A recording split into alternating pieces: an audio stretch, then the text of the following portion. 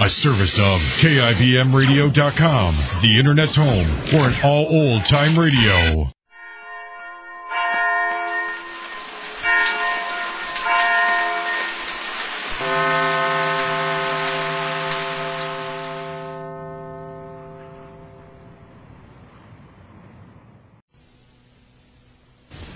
And now, the Goldbergs. Molly is in the midst of one of her exciting forays into the lives of other people. This time, it's Sylvia Allison and her father, while Sammy's safe in the family fold because of the understanding of Dr. Cater and his warm sympathies.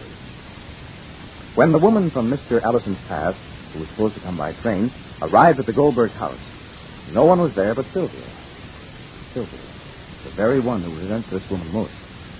Now, the telephone rings, and Sylvia comes to the phone.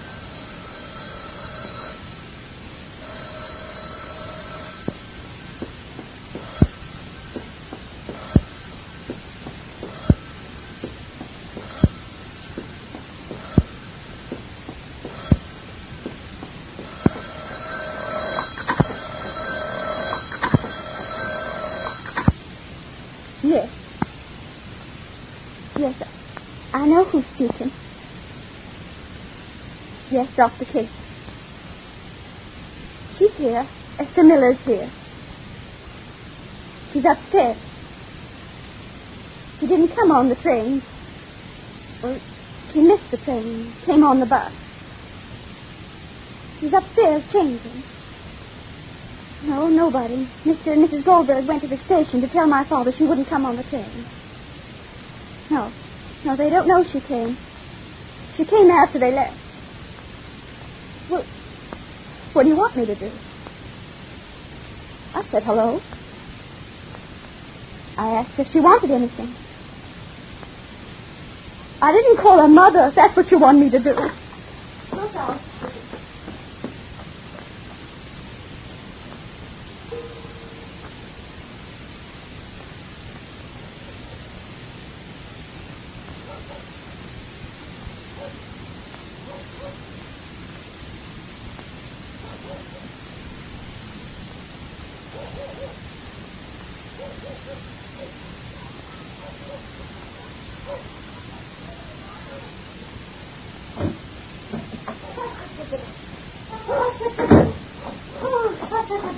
We have to find out now what bus is scheduled. We have to find out, Rosalie. If Miss Miller missed the train, she wouldn't be here now till the last bus, I think so. Did you want me to find out, Mom? Yes, darling, dear, if you will. But how will you find out, dear? Darling, go upstairs and bring me my apron. There's one down here, Mom. So give me the one that's down here, dear. I don't want to go upstairs. The less I speak to Sylvia Allison, the better I like it. Oh, so don't go upstairs. So give me my apron and call up for the bus schedule. And I better tell Papa before he starts walking down to the village. Call, darling. Yes, dear? All right, call, Mom. dear, and I'll call Papa so you shouldn't walk with Mr. Allison down to the village. Yes, dear? All right. So much, dear.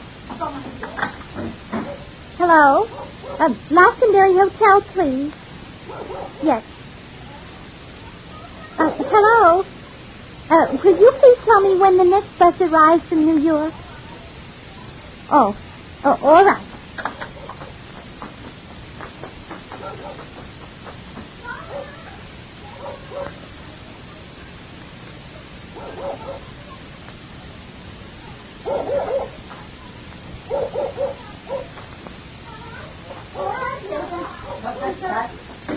Excitement away. Yeah. All right, yes, dear, please. Is Allison walking down to the village alone? I'll drive him down. Oh, so why don't he come indoors a moment? He's communing with himself. Let him commune. I'll call him. Let him commune if it's communing. So let him commune. Look, if you're going to drive Allison down, so go already because it's not long to wait. Oh, if you're driving, then... So So if you're driving, Jack, so I'll go also. for what purpose? For what purpose? For what purpose? I'll go. I'll shop already if you're going to the village. I need oranges, I need lemons, I'll make lemonade. I need some in the house. The house is empty. I wish it was. All right, so let's go then. Look out, kid. Let me take off my leg. Here, darling, push it away on the side there. All right. Look out, kid. Look out. Come Coming quick. there. If there's no room coming back, I'll walk. Come to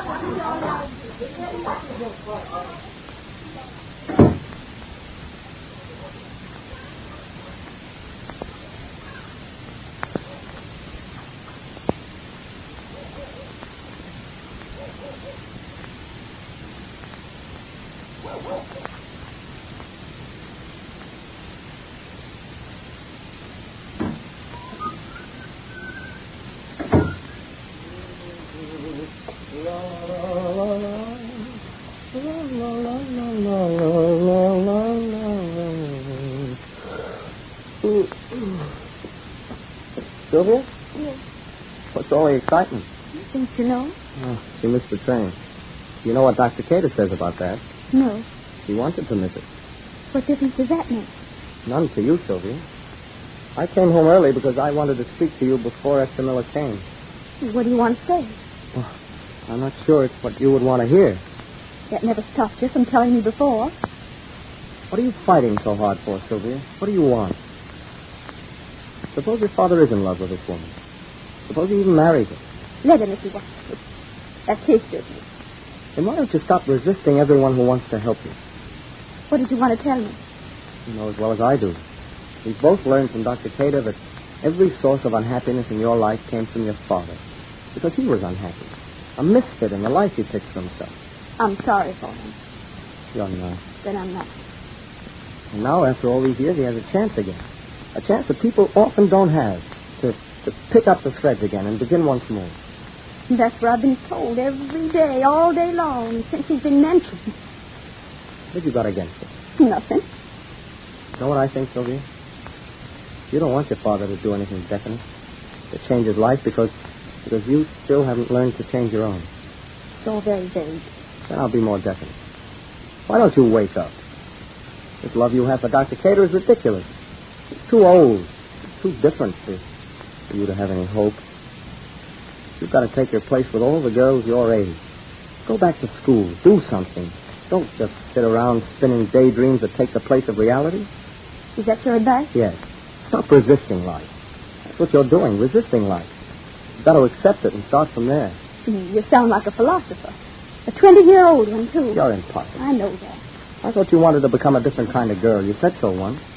I'm all alone in the world without anyone. What difference does it make? That's not true. Why? Because my father asked me first about Esther Miller before he spoke to her. My father only has one thing on his mind. His own happiness. That sickly old love affair he had with her 15 years ago. Dr. Cater? Hello. Hello? Well? Where is she? Who? Who? Miss Miller. Oh, she missed the train. But she came on the bus. What? She's here upstairs. Didn't you tell Sammy? Oh, no, I was listening to his advice on how I should act. I guess that's too late now. Yes. Well, what did you do? Well, I invited her upstairs. I asked if she wanted anything. She's changing and waiting for my father to get back. But he was back. You let him come in and go out again without saying anything. They were all back, my mother and father, too.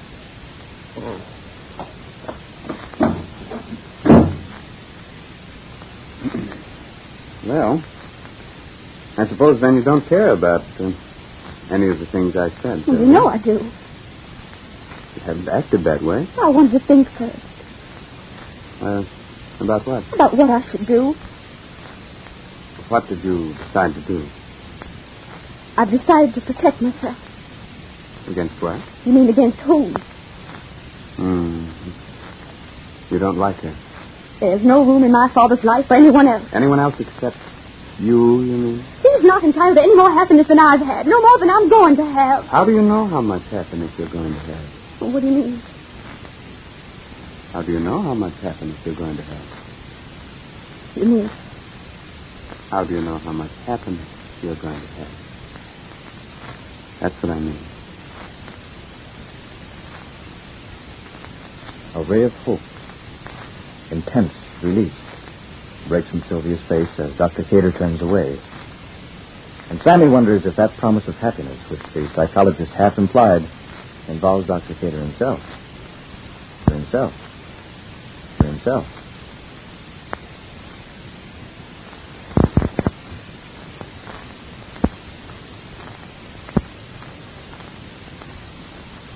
And be sure to listen to the next episode of The Goldbergs. This is James Fleming saying goodbye for the makers of Does, the new kind of granulated soap for all three. In just a moment, X-1. But first, when you hear the hearty laugh and familiar voice of the great Gildersleeve tomorrow night, you know you're in for some hilarious adventures. Because wherever Gildy is around, why, somehow things never seem to go as planned. It might be his impulsive nature, or maybe it's his incurable weakness for the fairer sex. But whatever it is, the great Gildersleeve is bound to keep you laughing for a full 30 minutes. Tune in tomorrow night. Meet Judge Hooker, Nephew Leroy, Housekeeper Bertie, and all the rest of the friendly people from Somerville as they join the Great Gildersleeve. And now stay tuned for X-1 on NBC. Countdown for blast off. X-5, 4, 3, 2, X-1, fire.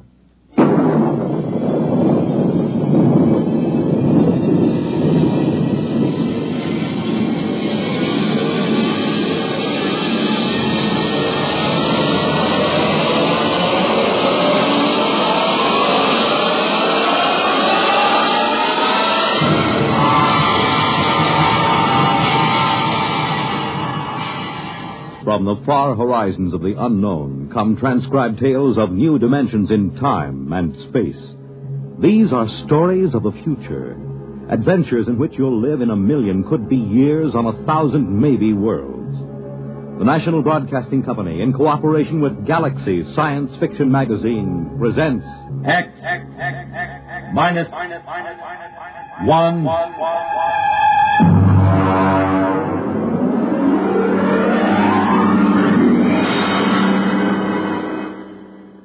Tonight's story, Junkyard, by Clifford D. Simak.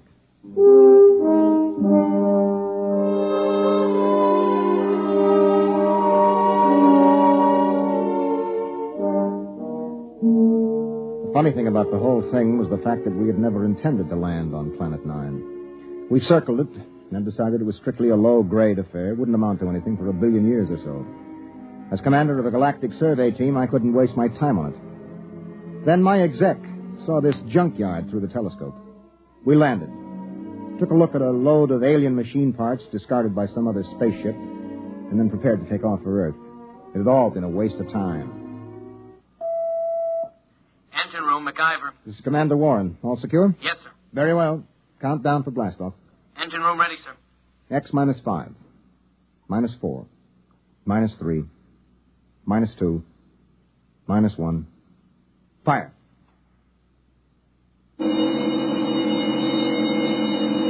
Mac, what's wrong down there? Well, I don't know, sir. Brady, get the data analyzer ready. We'll have to correct for a new takeoff time. That's the first time I ever heard of engine failure before takeoff. Well, better before than after. Engine room? Yes, sir. What's happening? You boys ready yet? No, sir. Well, burn it, man. Get going. I want those engines started. Sir, What is it? I don't quite know what to say. Well, say something or I'll have you busted. We can't start the engines, Commander. At least I can. Well, why not? I don't know. Klein, put Klein on. Lieutenant Klein, sir. Lieutenant, what is going on down there? Is there something wrong with the engines? No, sir. I've double-checked them. Well, then let's get them heated up or we'll be on this godforsaken planet the rest of our lives. We can't do it, sir. Klein, suppose you tell me exactly why you can't start the engines. Can you do that? Yes, sir. All right, why? Because, sir, we can't remember how. What? Yes, sir. We've forgotten how to start the engine. Lieutenant, report up here in 1 minute. Bring Dr. Spencer with you. Yes, sir. All right, Brady, where have you got it? Got what, Ira? Don't play innocent. You and I have been doing planet surveys together for 15 years. You carry enough dead weight in grain alcohol on every trip to keep you happy for 1,000,000 light years. Now, obviously, the boys in the engine room have gotten into it. Impossible. Where is it? I got a few fists in my locker, but nobody's touched it. I checked a few minutes ago. Well, then somebody has got some in the engine room. Come in. Lieutenant Klein, sir, I brought Dr. Spencer as ordered. Hello, Doc. Did Klein here tell you what's going on? He did. How long will it take you to get these guys sobered up? I can't. Why not? Because they're not drunk.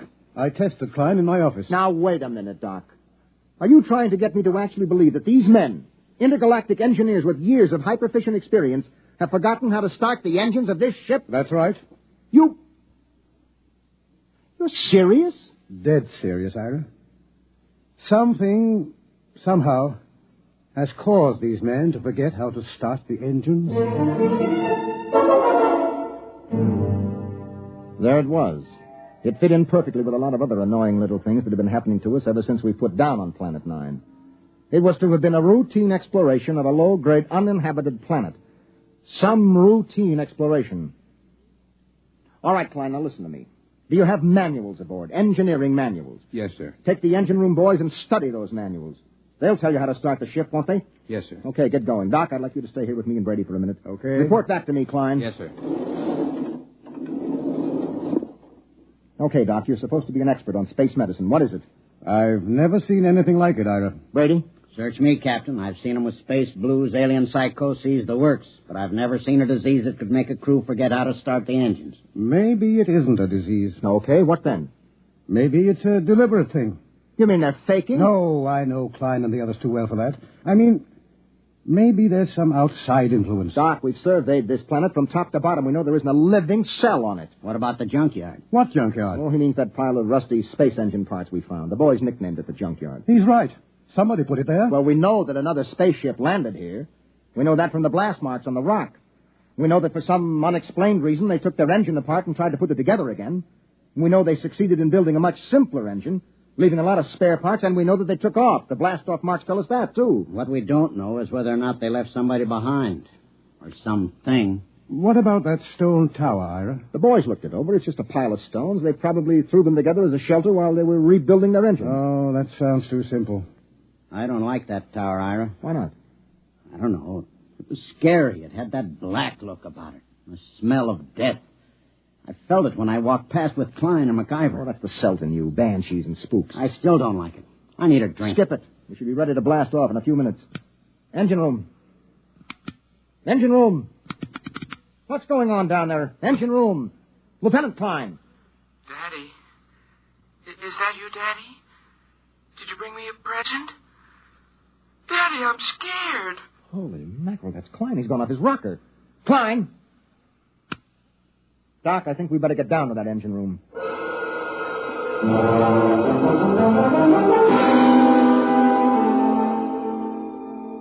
When Doc examined Klein, he found him to have the mind and memory of a 6-year-old. That's it, Ira. Something drained Klein of his memory. And that's as much as I can tell you. Well, that's a big help. Here's the manual he was reading. Well, at least we can follow this manual and get off this stinking planet. Hand it to me. Right here.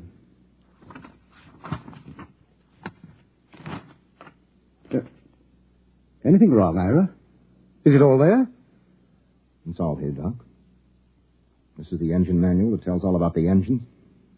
How they operate, how to locate trouble, how to fix them, how to start them. Well, what is it then? You're sweating like a pig. All of a sudden, I can't remember the symbols. Doc, I've forgotten how to read.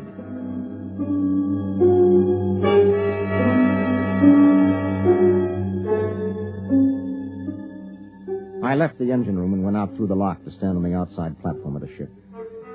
I looked over the junkyard where the metal of the rusted engine parts gleamed. There was a riddle there.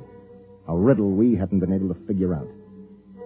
Why had an alien spaceship landed here, ripped out its engines, and then put together a simple, less efficient engine and taken off again? And they had worked in an awful hurry, judging by the mess they left. Why? Why? Mind if I join you, Ira? No, help yourself, Doc. How's Klein? We've made him some toys. He's playing with them. I've assigned Mac to see that he doesn't hurt himself. Doc. Yes? Have you got any ideas on what's happening to us? Well, man experiences incidents, gathers knowledge, knows emotions. Then, as he grows older, he begins to forget those experiences, forget that knowledge. That's what life is, a long series of forgettings. Here, on 9, in some impossible way, the forgetting is speeded up. It happens overnight. No, there's more to it than that. Well, I'm going back to my cabin and try to get some rest.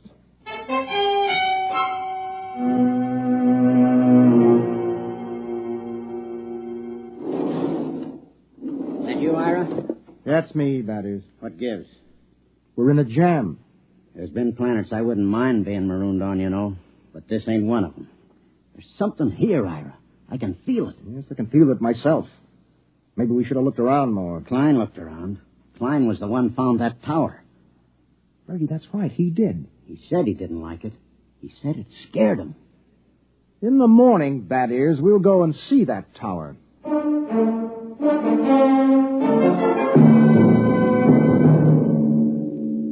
In the morning, I took Doc and MacIver and Brady with me, and we walked across the valley to the stone tower. It wasn't much of a tower, maybe 8 or 9 feet high, made of rocks piled one on top of the other. Pretty solid. Well built and odd. Type F culture, I'd say. Did anybody bother to look inside this thing? MacIver, you were here with Klein yesterday. Yes, sir. We couldn't find a way in, Captain. Klein poked around but gave up. Well, we'll make a way in. Stand back. I think I can shoot the top off it. Oh, now that should be big enough for a man to lower himself into. Okay, pass the rope around my shoulders. Captain. Yes? In case there's anything, well, dangerous, maybe I ought to go. After all, I'm survey engineer. MacIver's right, Ira. Okay, Mac, your responsibility. Yes, sir. Just fasten the rope under my arm. That's it. Now, I'll climb up and lower myself in. If I pull twice, haul me out. One pull means okay.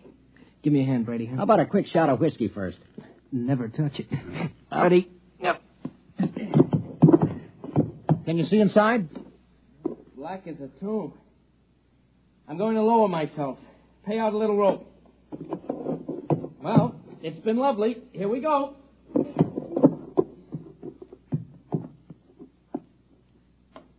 One tug. He's on the ground inside. Yeah, I wonder what he's found. I still don't like it. Oh, Brady, there's probably not a thing in there except a few... There's 2 tugs. 3. Come on, haul them out.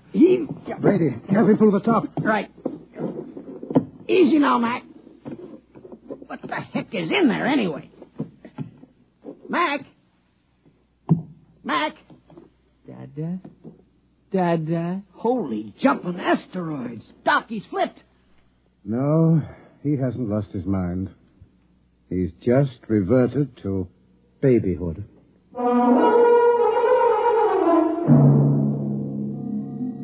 We stood there at the foot of the tower, stunned.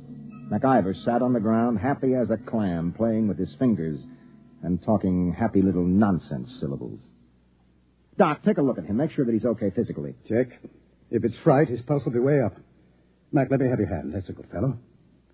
Now. Good heavens. What is it? I've forgotten what the normal pulse rate is. Pulse? Doc, let's get out of here. Brady, pick up MacIver and bring him back to the ship. Come on, let's get away from this tower.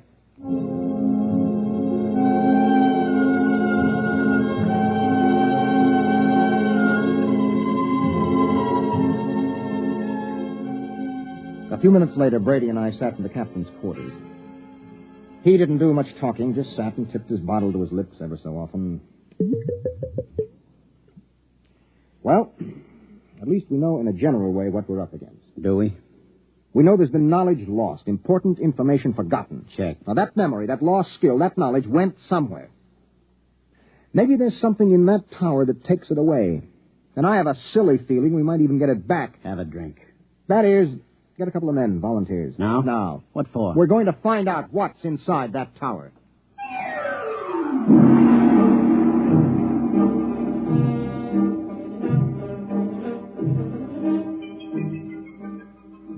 We lowered a rotating infrared movie camera into the tower, took some pictures, and went back to the ship for a look. There was something in there, all right. Now, as far as we can determine, this thing we photographed is shaped like a watermelon standing on end. The movement of the hairs all over it suggests vibrations, such as an antenna of an insect. Underneath are wires leading to terminals that seemed plugged right into the thing. You think it's a form of life? My guess is a combination of living organism and machine. After all, man and machines work together. The difference is that man retains his individual identity. Well, since it doesn't locomote, somebody or something must have put it there. Exactly. It looks like some kind of communication organism. If it is, it's a communication machine that is built to take in information rather than pass it along. Doc, do you really think that egg in there has been stealing our memory? Why not? Well, because it's too wild. That's why not. It's no wilder than a lot of other things we found. Say that egg is a device for gathering knowledge. But there's no knowledge here to gather. I mean, how often does a ship land on an out-of-the-way melon like this? Wait a minute, Brady. Who says that knowledge has to be collected here? What? I said, why do we assume that knowledge has to be collected right here on Planet 9? We forget things back on Earth, don't we? Good Lord. Suppose you were some race setting out fish traps for knowledge, and you had plenty of time to gather it. Where would you put your traps? On a planet swarming with intelligent beings where the traps would be found and destroyed or their secrets snatched away? Or would you put them out on some second-rate world where nobody would ever bother them? Good heavens, I'd pick a spot just like this. Let me fill in this picture, Doc. I think that some unknown race is bent on trapping knowledge throughout the galaxy. Ira, if what you say is true, if it is, then every time someone on Earth forgets something, it's because one of these eggs has drained it out of him. Well? It's too fantastic. Have you got a better guess? No. The question is, what do we do next? If anybody gets near that egg, he winds up like some puling little baby. You were pretty near it that first day. Did you forget anything? How should I know? I was too pleasantly lit up on grain spirits to know the difference. Well, the question is still, what now? I'm going outside to think. Ira. Yes? There is one thing to keep in mind. What is that, Doc? If those are memory traps, then there must be a way for somebody to empty them. And if we're ever going to get away from here, what's gone in has got to come out.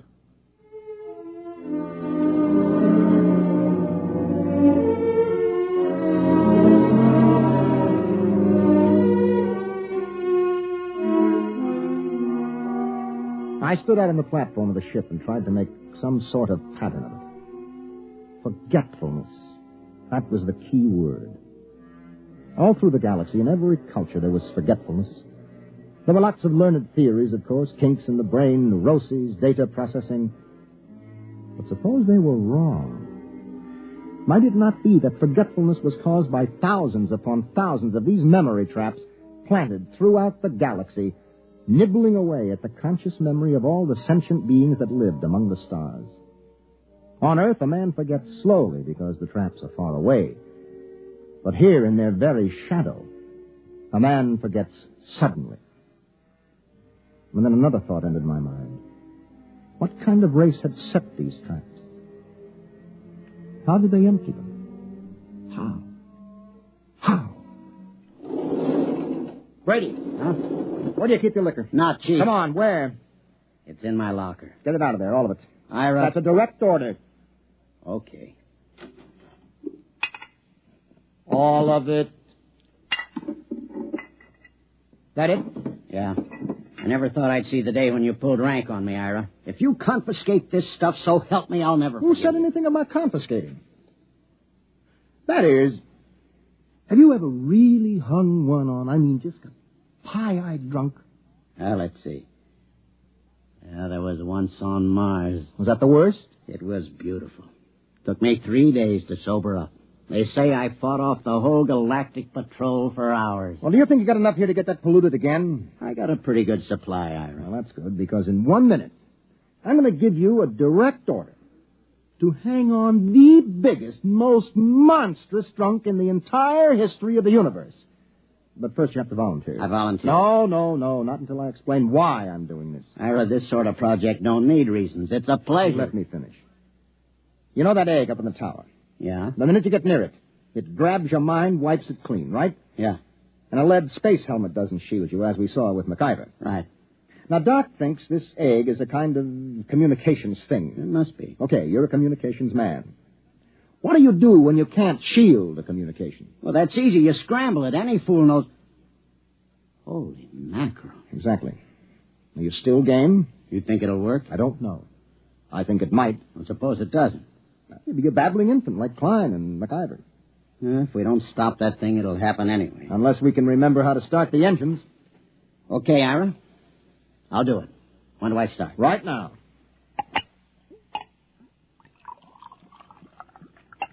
Well, Ira, here's mud in your ever-loving intergalactic eyeballs. You know something? I'm beginning to like this mission already.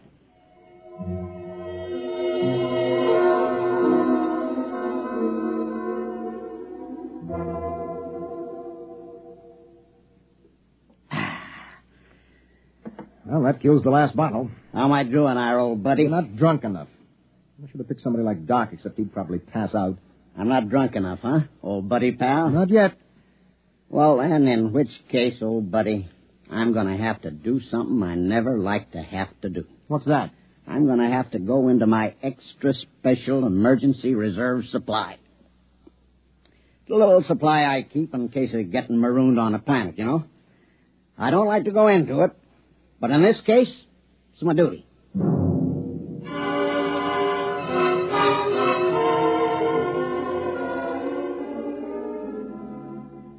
I'm a rambling wreck from Georgia Tech and a heck of an engineer. A rambling wreck from Georgia Tech and a heck of an engineer. Woo! Blast off! Okay, I guess you're ready. What do you think, Doc? Most amazing thing I've ever seen. Is he drunk enough? What I want to know is what's keeping him conscious. Okay, Bad Ears, on your feet. Help him up, Doc. Right. Rambling wreck from Georgia Tech. Let's go, Bad Ears. Right. Rambling wreck from Georgia Tech.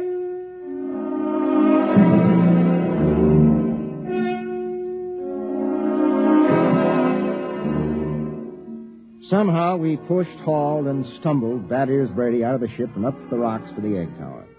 We erected a tripod over the hole with a block and tackle, passed a rope around Brady's chest, and hauled him over the entrance to the tower. There he swung like some overstuffed pig, singing raucously under the eerie moonlight. Rambling wreck from Georgia Tech. Well, what do you say, Ira? We got the earphones on him so they can't slip off. They're on. I guess we're ready to lower him. Ira. Yep. You sure? It's a man's life. I'm not sure, Doc. But as commander of this expedition, I sometimes have to risk the lives of my men. Okay, Ira. Lower away before I start to get sober. Lower away. Blast off. Fire one.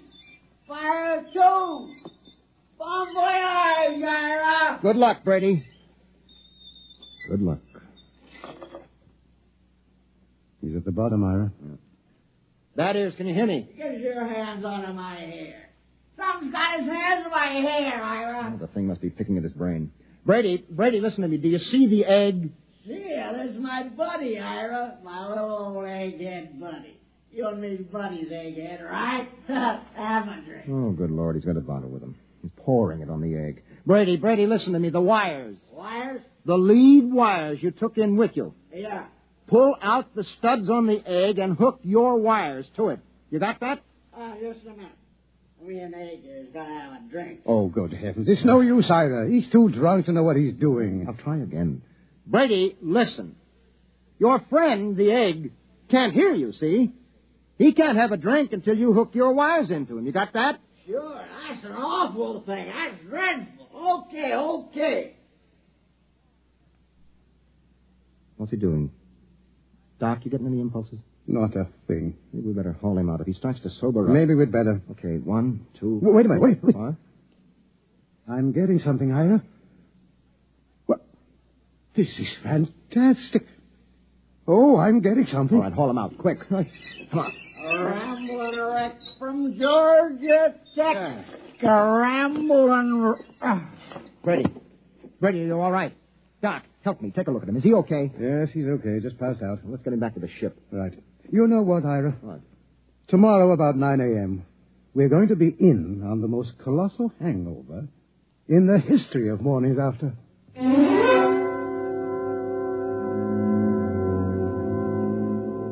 We were in on more than Doc Spencer had bargained for.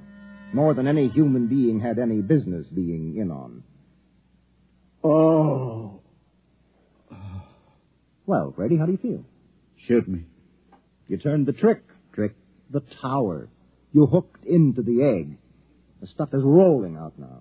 Doc and the boys have got a recording hooked up. The stuff they're listening in on is enough to set your teeth on edge. What's that? The information that mind trap has been collecting for hundreds of years. It'll take us years to sort it out, but we're getting some of it straight already. Any of our own stuff? Plenty. Anything on engines? Well, not on our engines. So? We got the dope on the Junkyard engine. Mac and the boys are helping to get it assembled. We're ripping out our own engines and just keeping some of the parts. Another junkyard, huh? Another junkyard. The engine we're building now is superior to anything ever built. Pretty handy little gadget, that egg. Only one thing. What's that? Tell Doc if he comes across a good hangover remedy to let me know, huh? Oh.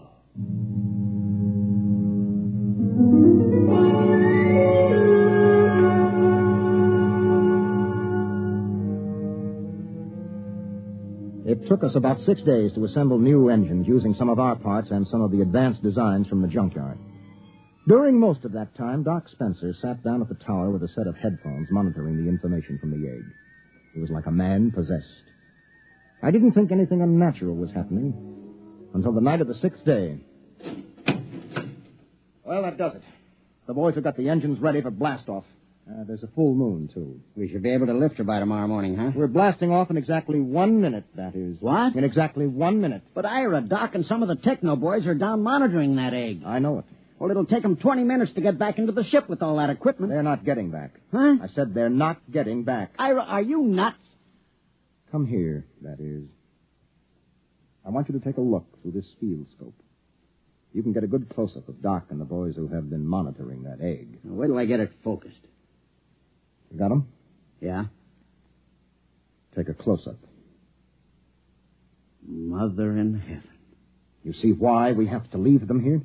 Those faces, they're like some kind of beast.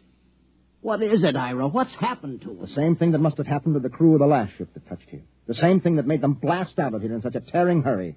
What? That is, there isn't only knowledge in that thing. Those boys are monitoring something else. Something else. Personality, that is. They're not human anymore. They're turning alien.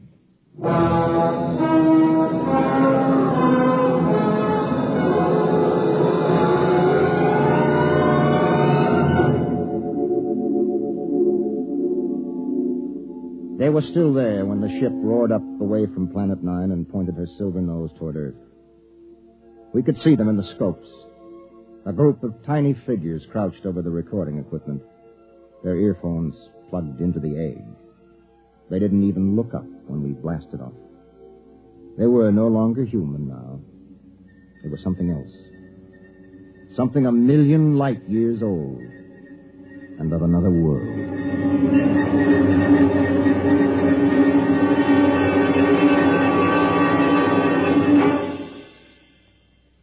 You have just heard X-1, presented by the National Broadcasting Company in cooperation with Galaxy Science Fiction Magazine. Your announcer, Fred Collins. X-1 was directed by Daniel Sutter and is an NBC Radio Network production.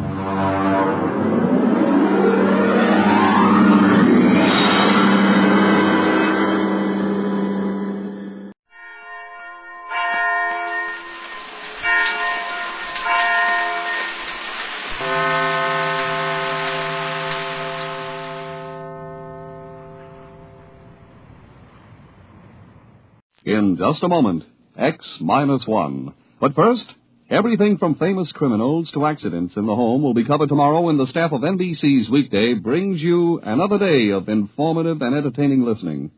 And back again to greet you as new hostess is charming Virginia Graham, well loved by every radio and television fan. There'll be big guest stars, too, headliners in every field. Mel Torme, singing sensation. Gladys Cooper, prominent Broadway actress, and many others.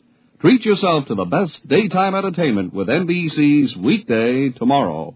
And now stay tuned for X-1 on NBC. Countdown for blast off. X-5, 4, 3, 2, X-1, fire.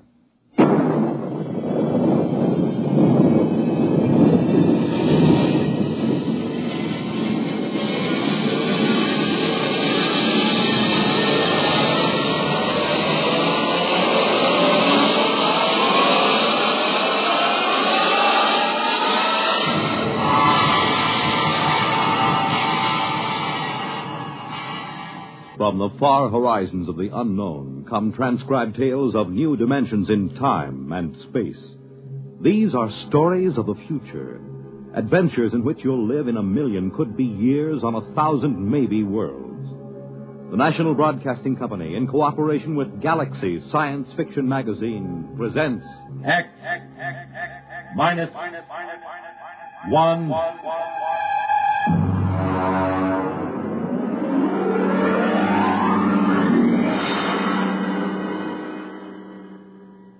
Tonight's story, Hello Tomorrow.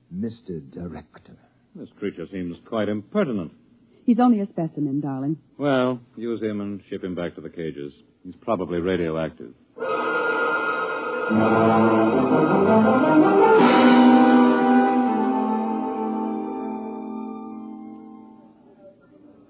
Attention, attention. The next demonstration will be conducted by Professor Lois Burton of the Institute of Genetics. Her topic, the probability of radioactive damage in the chromosome heredity of imperfect non-survival types. Professor Burton. As you know, most imperfects are destroyed at birth. However, those who, for one reason or another, manage to survive are segregated in cages on the lower level for study purposes. The specimen we have today has been trained to tell in his own words about the factors in his upbringing. You will have to forgive his immature emotional control factor. He is, as you can see, quite different.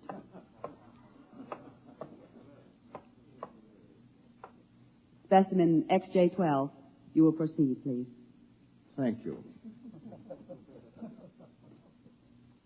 My mother was a psychotechnician in the Fifth Oblong.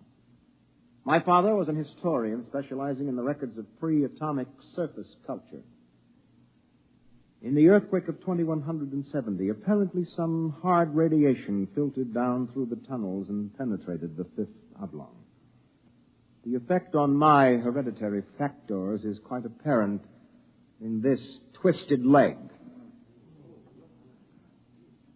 My father taught me in the last days before he was executed that every human personality is born with certain inalienable natural rights.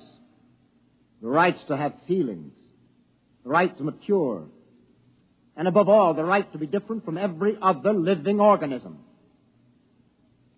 Because it cannot be otherwise, I submit to you, distinguished students, that the attempt by this society to abridge these rights is a violation of nature.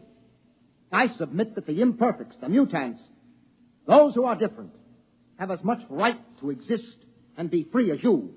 And I say, break open the cages. Stop him! Give us back the right to be individuals. Stop him! Oh! Perhaps that will teach you. Professor Burton, take this specimen back to your laboratory and confine him.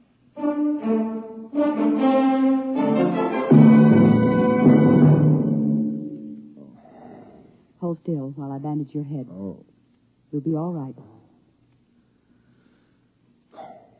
I suppose you detest me for getting you into trouble.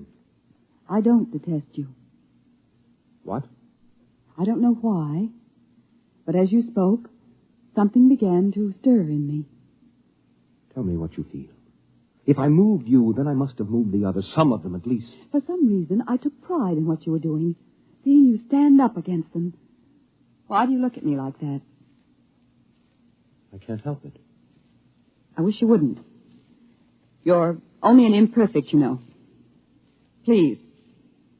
My name is Orrin. Please. Say it. Orrin. Orrin. Again. Orrin. Lois. Orrin. Lois. How touching. Walter. I've been listening for some time. Walter, how could you? In my capacity as Director of Emotional Stability, it is my duty. What are you going to do? Specimen XJ12 will be disposed of quite systematically by the state. For the good of the state, for the good of the genetic code, and in the name of emotional stability.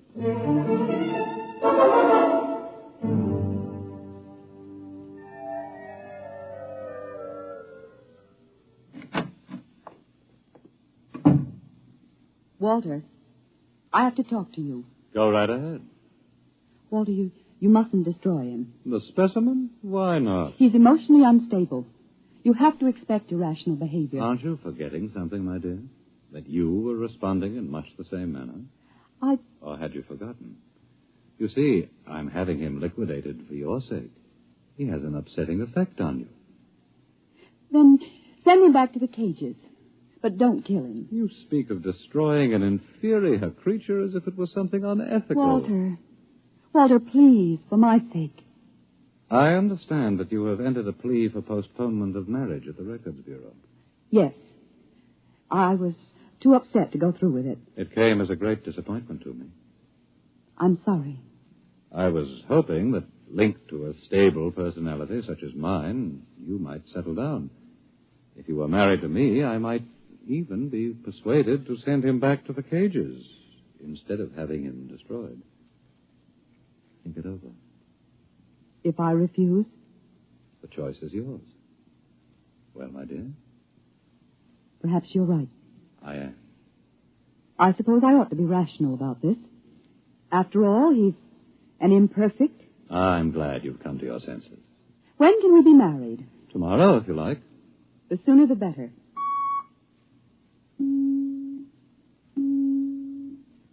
Let me talk to the custodian, please. Hello. This is the Director of Emotional Stability for the Third Oblong. I would like you to cancel the execution of specimen XJ12. Turn him over to be remanded permanently to the genetic cages.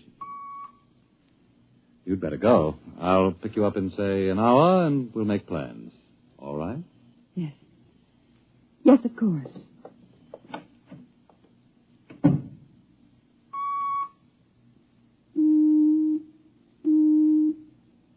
Hello. This is the Director of Emotional Stability again. I want you to cancel that last order. Proceed with the execution, but under conditions of absolute secrecy. No, don't use the lethal chamber. Take him through the upper level to the tunnels. Yes. Yes, I'll issue a pass for the radiation checkpoint.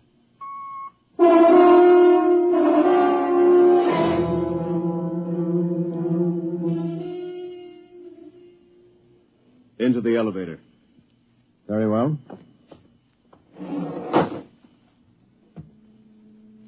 Why are we going toward the surface?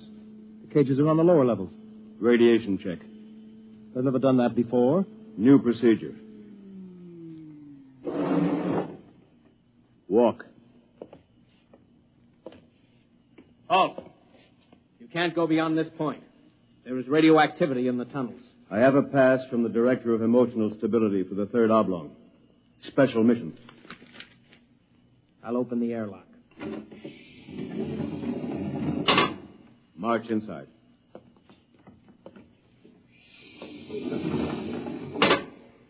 Turn around. So this is how they get rid of the imperfects. Now, before you dispose of me... Yes?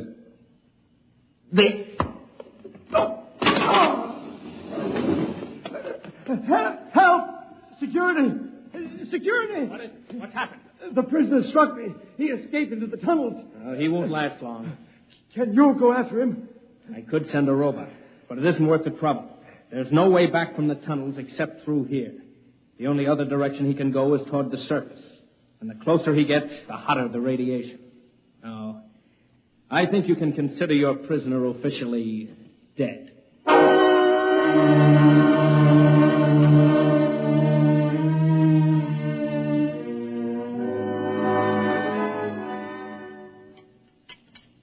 More wine? No, thank you, Walter. You look very beautiful, my dear. Very beautiful. Thank you. The wedding will be a small affair. The Director of Endocrine Control, the Chief of the Security Guard. Walter? Yes? Was he returned to the cages? Oh, now, why must you spoil it? Was he, Walter? Well, as a matter of fact, there was a little difficulty. Difficulty? Yes, you see, XJ12 escaped. How? Where? He struck a guard and ran off into the tunnels. The tunnels? But that's sure death. He's free to return any time he chooses. Now, don't become upset, darling. You planned it, didn't you, Walter? Stability, darling, stability. Stability. Here's what I think of stability.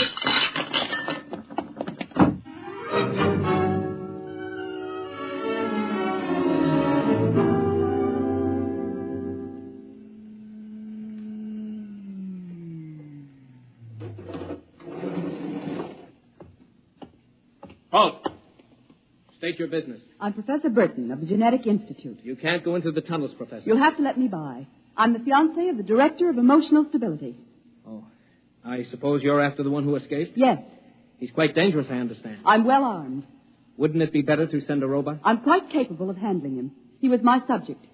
All right, miss. It's your risk.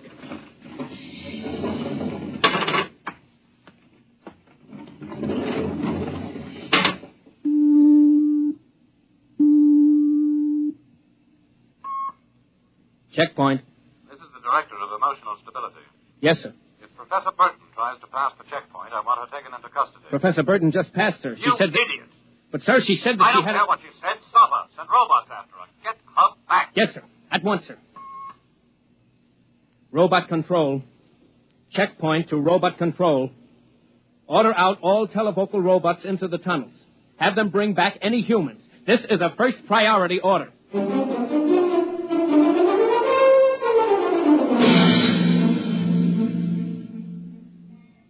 Oren! Oren! Oren! Oren! Oren! Oren, where are you? Oren. Hello? Oren! It's Lois. This way. Behind the rock. Over here. Oh, darling. Lois, why did you come here? It's suicide. I had to. Oh, darling, are you all right? So far. You've got to turn back. Give yourself up. They'll kill You me. can't stay here. The radiation is +4 at this point. It gets worse as you approach the surface. Lois, darling, go back. What will you do? I'm going ahead. But you can. I can. I'm going to the surface. It's certain death. Not even the robots can survive it. Well, at least I'll be the first human in 1,100 years to see what the surface of the Earth looks like. Come back with me. No, Lois. Then I'm going with you. Lois. Don't try to stop me, darling. There's nothing to go back to now. Nothing but Walter and emotional stability. You really want to come with me? Yes. You know what it means. I don't care. My mother used to believe there was a life after death. A place called heaven. We'll believe it, too. Oh, no, Lois, I can't let you go. Oren, I love you. See, I know how to say it now. Say it again. Oren, I love you. What is that? It sounds like... Oren, it's a robot patrol. They're looking for us. All right, come on. This way.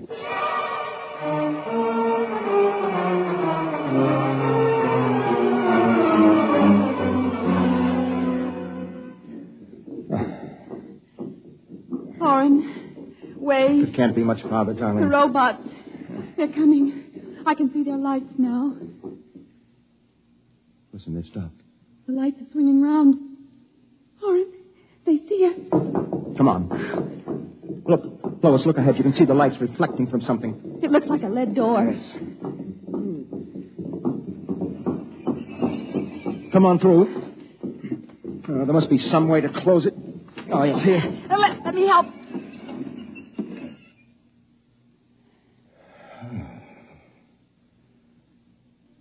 Well, they won't get through that. It's solid lead.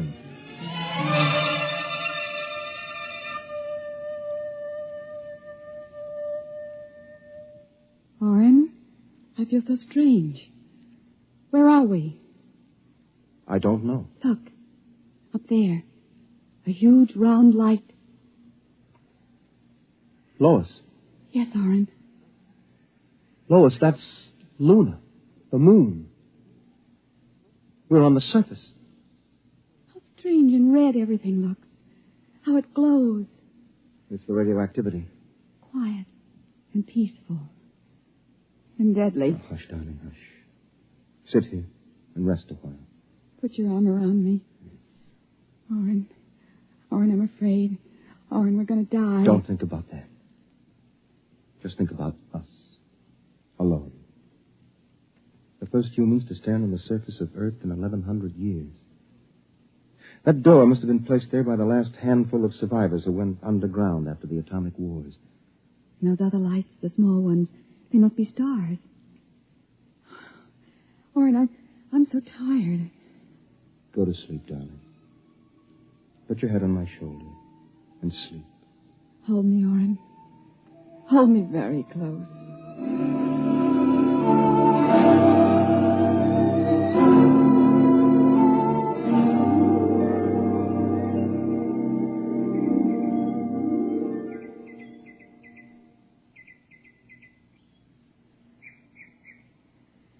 Oren. Hmm? Oren, wake up. What? Look, it's light. The whole universe is light. Oh, Orrin, how beautiful. Look. This must be the heaven my mother talked about. See the plants? All green and fresh. And the birds. How strange they look. Lois, this isn't heaven. But we must be dead, Orrin. We should be dead. The radiation. By all the laws of nature, yes. By Yet... all the laws of nature. Orrin. Orrin, we're not dead. This is Earth. And we're alive. We're not going to die. But, Lois, the radiation, it's present. You can see its effects. Orrin, did you ever hear of geotropism? I'm not a geneticist. There is a natural law of adaptation by which an organism will try to adjust itself to its environment by changing. It's called geotropism, don't you see? No. All these generations we've been bombarded by radiation filtering down through the Earth. Each successive generation must have inherited some degree of immunity. But... Orrin, it can't hurt us. Don't you see? We're immune. We're probably the first generation to inherit sufficient immunity. But, darling, if that's true, then we can transmit that immunity. We can pass it along to our children. And they to their children. Come on. We'll have to find food and water. The practical life. Wait a minute. What are you doing with that rock? I want to scratch something on the outside of this lead door. Lois and Orrin. 4195 A.D. Hello, tomorrow.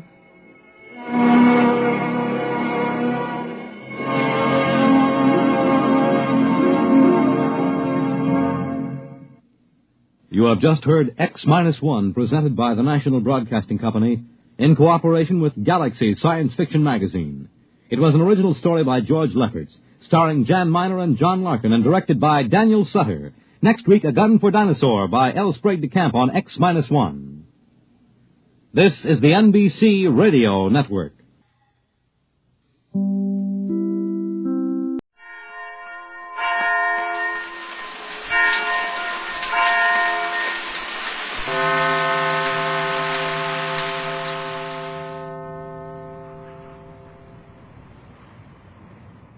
The last time we heard from the Magic Island, Captain Bradford and Elaine were reported sinking. Jerry and Joan received the message in the radio cabin on the rescue boat. And as Mrs. Gregory was out walking on the deck at the time, she doesn't know of this new development. Elaine and the captain have been waiting near one of the elevators on the edge of the Magic Island, sitting in their helpless rocket plane, floating on the water. The Euclideans threaten to attack them, and Captain Bradford slips off into the water, where he's holding the two bottles containing his universal solvent against the side of the island. Elaine is getting out of the sinking plane. Get out here quick, Elaine. That thing's going down with you. I'm nearly free from the plane. That metal ray up there sure wrecked that shell. I will try to save this small rubber boat. And we'll need it. Yes. We may have to float for hours. When daylight comes and we're found floating here, it won't take G-47 long to dispose of us. I do not propose to be found floating here. We can't be far away. Perhaps not. The island will be gone, and G-47 will be no threat to us. What do you mean? It has been completely dark for some time. I think it only reasonable to expect an attack from the Euclideans. Yeah, I've been expecting it every minute. If I'm only successful in inflating this bag from the small gas supply in the plane before it sinks. Yes. It'd be pretty hard to blow that thing up and swim at the same time. At least there is some little air. How much will it take to inflate that boat? Only a few pounds will inflate it sufficiently to support us for some hours. We'll need some hours. About 18, I think. The air pressure is growing weaker. And the plane's sliding under. Here, better break that hose loose before the rubber raft gets carried down with the plane. Right. Here, put one hand on my shoulder and hang on tight. That plane will create some suction going down. Not much. It's nearly full of water now. However, I will hold it to the island with you. I have the rubber boat. Well, then, let the plane go.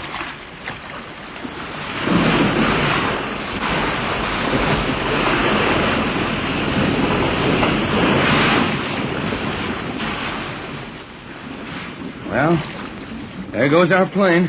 I think the Euclideans are coming after us. How can you tell in this darkness? I saw a thin beam of light for an instant.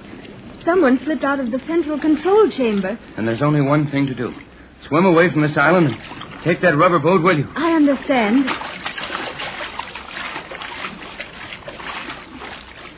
I am safely away. Good. Now I'll break these bottles of solvent against the elevator housing.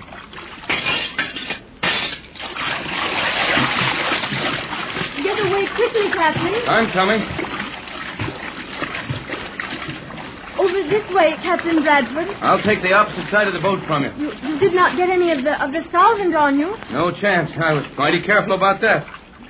How rapid will the action be on the island? That stuff is eating through into the elevator housing by this time.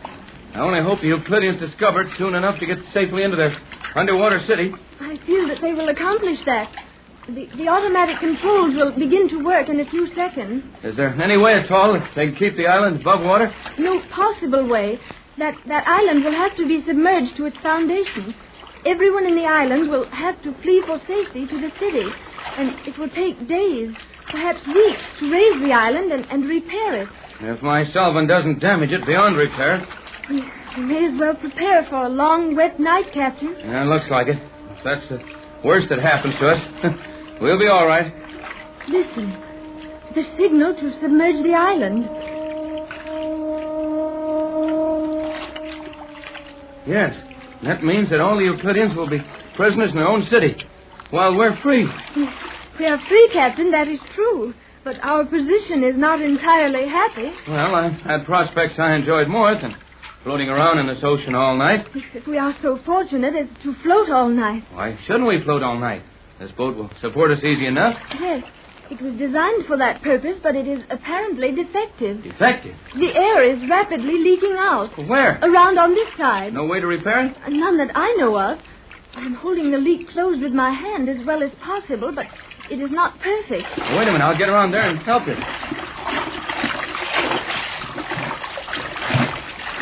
If we had something with which to tie a knot around this leak. We have. Strings from those broken bottles are still tied to my wrist. That will do nicely. Now, if you'll squeeze some of the air out of a small section near the hole, I'll tie it up. I'm doing so. That's good. Now hold it tight. I'll try to knot this so it won't leak much. A very little will support our weight for the night. Right. There you are. I don't think that'll leak anymore. Even if it does, we can probably blow enough air into it to support us. I'm very glad this boat is successful. I would not like to cause you trouble. Cause me trouble? I wouldn't have any more trouble than you with swimming around here all night. I've learned a great deal from you, Captain Bradford. Well, we've learned a few things from you, too. In a scientific way, perhaps. But from you I have learned that a man may accomplish a great deal if he does it quietly. On Euclidia, every accomplishment was loudly discussed. We like to talk about what we do in our world, too. Now, Elaine, here, you get up on this raft. Oh, but Captain... Come on, up you go. One of us swimming at a time is enough. We've got a lot of hours ahead of us. There's no use in both of us paddling around in this water. Calling Captain Bradford. Gregory boat to Captain Bradford. Patricia Gregory to Bradford. It is no use, Mother. You may as well stop. Yes, you're right, Joan. It's nearly daylight. Nearly 24 hours since we heard from them last. And soon after daylight, we should reach their position. And what will we find? That we cannot know until we arrive. Where's Jerry? I am not sure. He has been all over the boat at various times. First helping Mr. McLeod with the motors, then relieving Mr. Johnson in the pilot house. Jerry has done much the last few hours, Mother. I know that, Joan. Jerry's been wonderful. Everyone on board has done their best. And for what? Mother, you must not look at things so hopelessly.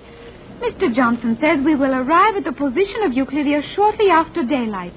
And the sky is gray now. I'm older than you are, my dear. Johnson is a grand person, and he's trying to keep my spirits up. But I know too much about boats for that.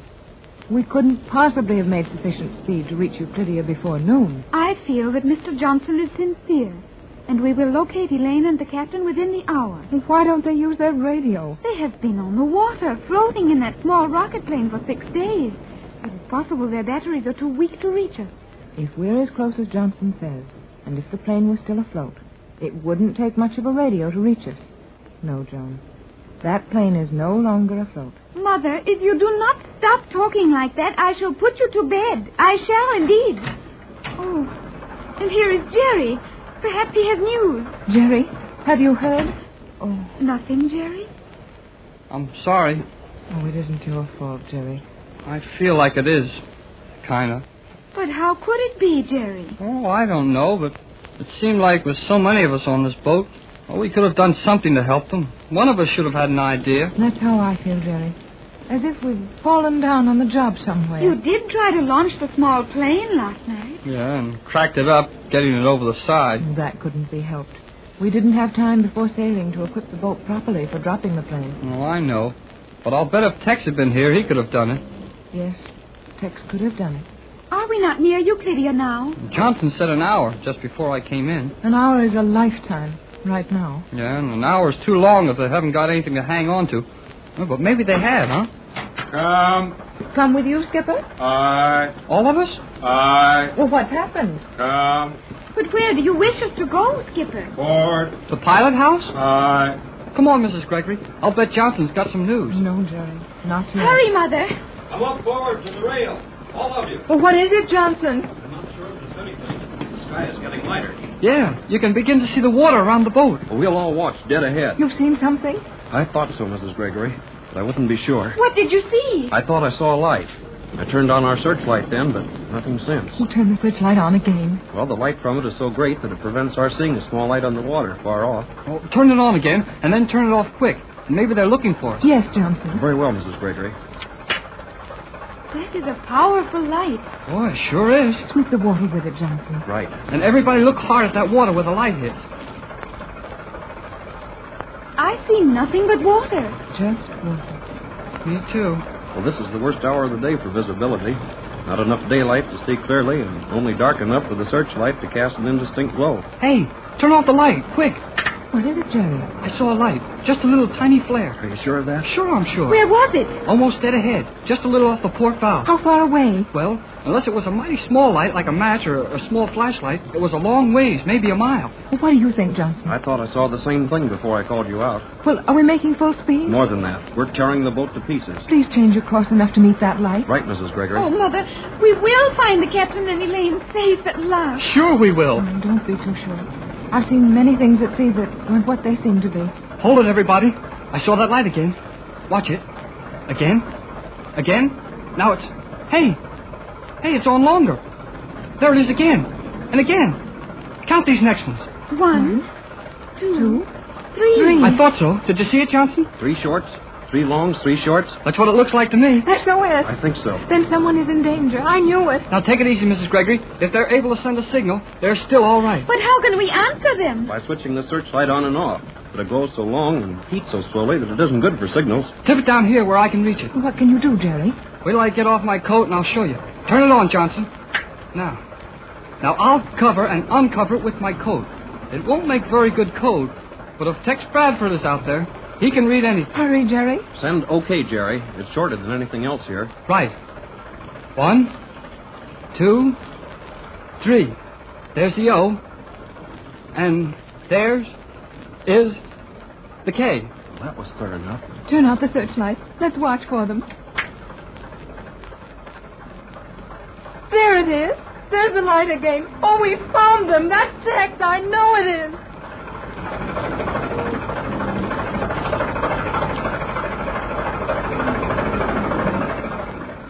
In that dark gray hour just before the dawn, Mrs. Gregory and her chartered rescue boat reached the location of the Magic Island. This weird island has been submerged, raised, and sunk since we saw it last, and Captain Bradford and the girl commander nearly went down with it. They floated all night, clinging to a small rubber life raft, and were just about ready to give up hope when a searchlight swept the sky. Johnson, in the pilot house of the rescue boat, thought he saw a tiny light far ahead and called Mrs. Gregory, Jerry, and Joan to watch with him. Jerry signals with the searchlight, and a faint answering signal is seen. All is excitement aboard the Gregory boat as they bear down rapidly on the 2 people in the water, the first faint streaks of dawn lighting up the ocean.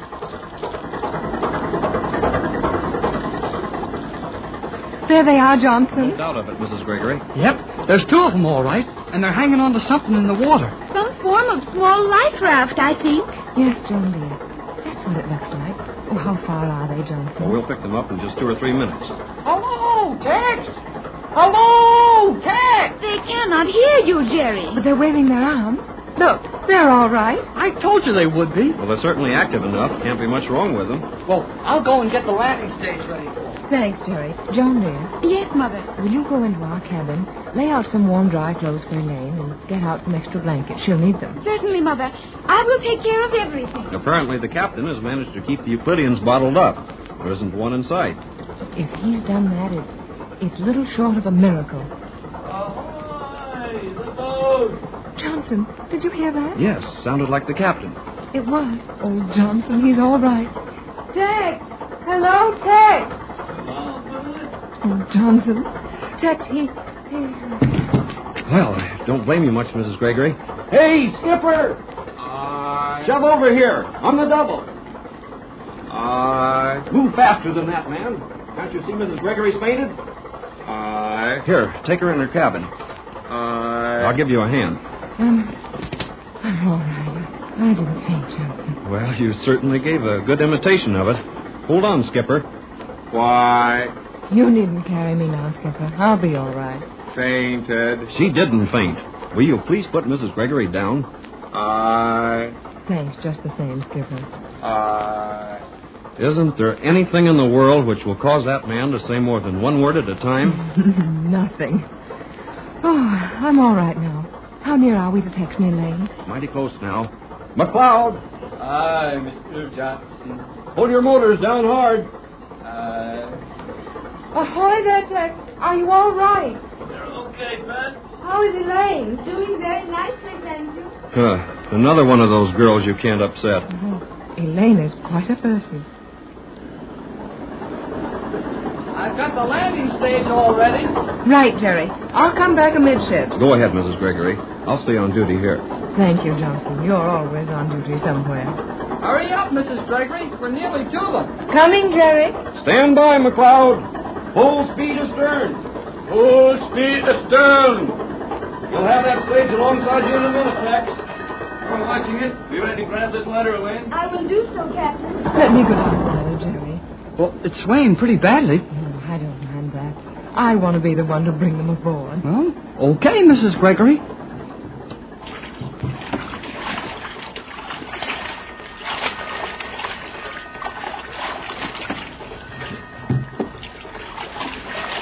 Oh, Tex, give me your hand.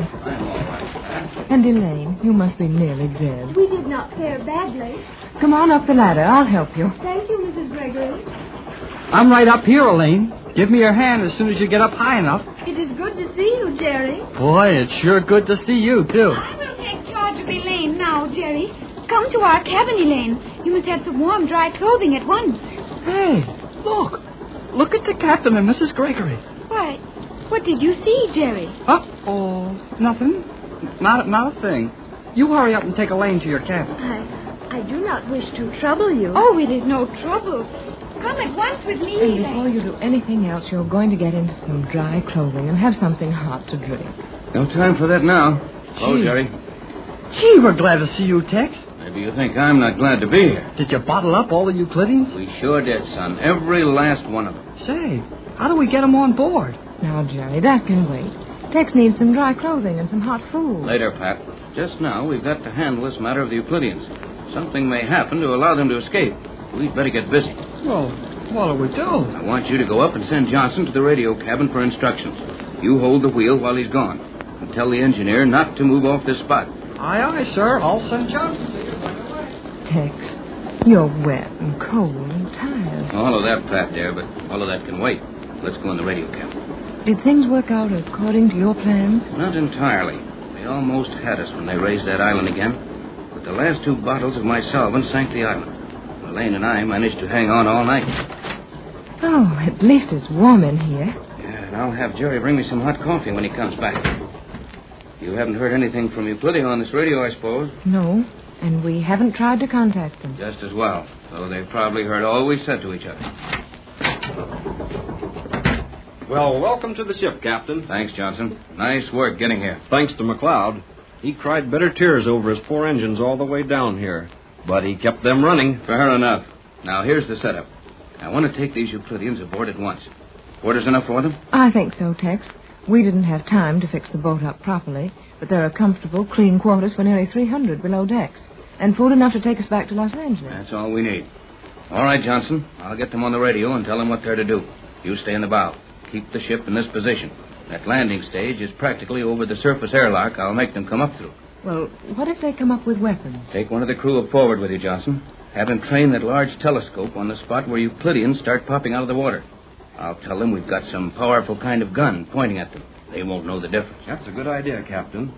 But are you sure they'll start popping out? I'll take care of that with the radio. Anything else? That's all. How about getting them peaceably into the hold once they're aboard, Tex? We've men enough here to guarantee that. I think our trouble with Euclidia is all over. They won't have much fight left in them when they get up here. Well, I'll shove off. You want Jerry in here? Yes, for the present. I'll send him out to you later. He knows more of those Euclidean tricks than you do. Right, Captain. Well, Pat, here we are. Yes, Tex. Here we are. And last night I thought we'd never be together again. I'd like to do nothing but sit here and look at you. There's work to be done. First thing is to see if our friends care to enter into a little radio talk. Well, I doubt it. I think they will. Bradford to Euclidia. Bradford to Euclidia. Answer at once. What will you do if they refuse, Tex? They won't refuse. Thales on Euclidia to Bradford. Euclidean transmission chamber to Gregory Boat. What is your message, Captain Bradford? Hello, Thales. You will pass these instructions to everyone in Euclidia. This is final. Do you understand that? Your instructions will be followed. Then listen carefully. You will arrange for your entire colony to come aboard this boat immediately. You will leave Euclidia only through the surface airlock near this boat. Any attempt to leave by any other means will force me to release my formula and immediately flood the city of Euclidia, destroying everything in it. What of the animals and various domestic fowl and beasts? They will be cared for. After you are all aboard, I will arrange a guard for my crew. They will remain on Euclidia until those animals may be taken out to safety. I understand. We are to begin evacuation of the city at once. I suppose you realize that we may leave that lock only one at a time, and that several hours will be required. I realize all that. Start at once. We are ready to take you aboard. You, Thales, shall be the last to leave Euclidia, and your life will be the guarantee of the actions and safety of the others. That is well. We will begin at once. Prepare to receive the first of our colony in less than 180 seconds. Good. That is all. 180 seconds. Tex, they can be coming out of that lock in 3 minutes. That's what Thales says, and his mistakes are few and far between. Hey, I got it this far. I can take it in. Now, what are you two fighting about? Sounds like home. Well, I got this coffee from the galley for you, Tex, and Joan I here... wanted to bring it in to you, Captain, but Jerry would not allow it. That wasn't very gallant, Jerry. Well, maybe not. But Joan took the coffee to Elaine. Say, this is mighty good, Jerry. Certainly hits a spot. How is Elaine, Joan? She is apparently quite well, though there was not time to make sure. No time? No time for what? Something happened to her? Yeah, she went to sleep. Well, that won't hurt her a great deal. You know, that girl has plenty of nerve. She deserves a rest. But she did not even have her coffee. I sent Jerry to the kitchen and... Kitchen? I've told you 100 times, on a boat, it's the galley. Very well, Jerry. I sent you to the galley, and before you returned with the coffee, Elaine had fallen asleep. Well, that's all right. Sleep will do her more good anyway. But I enjoyed the coffee. A little later, I'd like some more. Oh, sure, Tex. I'll get as much as you want. Hey, what about the Euclideans? I just had Thales on the radio. They're coming aboard right away, and they're not going to stop to argue about it. The Euclideans agreed to your plans without resistance? They did. Doesn't sound right to me. And it wouldn't to me, Jerry, if I hadn't heard it with my own ears. Well, I'll bet it's a trick. I would suspect that. No, not this time. Frankly, I expected some argument about it. But for some reason, Thales sounded absolutely hopeless. Yes, I think you're right, Tex. All the fight has gone out of them, but why? I don't understand it. I'm just glad of it. Yes, Skipper? Come. What's up? Hurry. What's happening, Skipper? Euclidean. Euclidean coming up out of the water? Aye. Oh, boy, come on, Joan. We've got to see Yes, this. Jerry, it is very exciting. Are the crew all lined up to run him into the hole? Aye. Come on, Pat. This is what we've been waiting for. Yes, Tex, this is what we've been waiting for. Hurry up. The first Euclidean is coming up the ladder.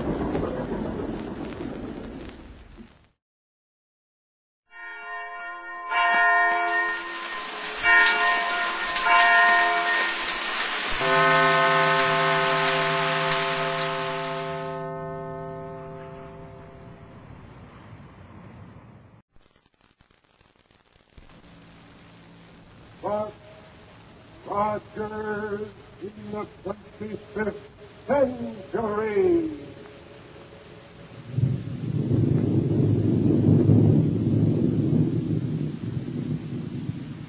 And the shower of silver dollars from Popsicle Pete's money box.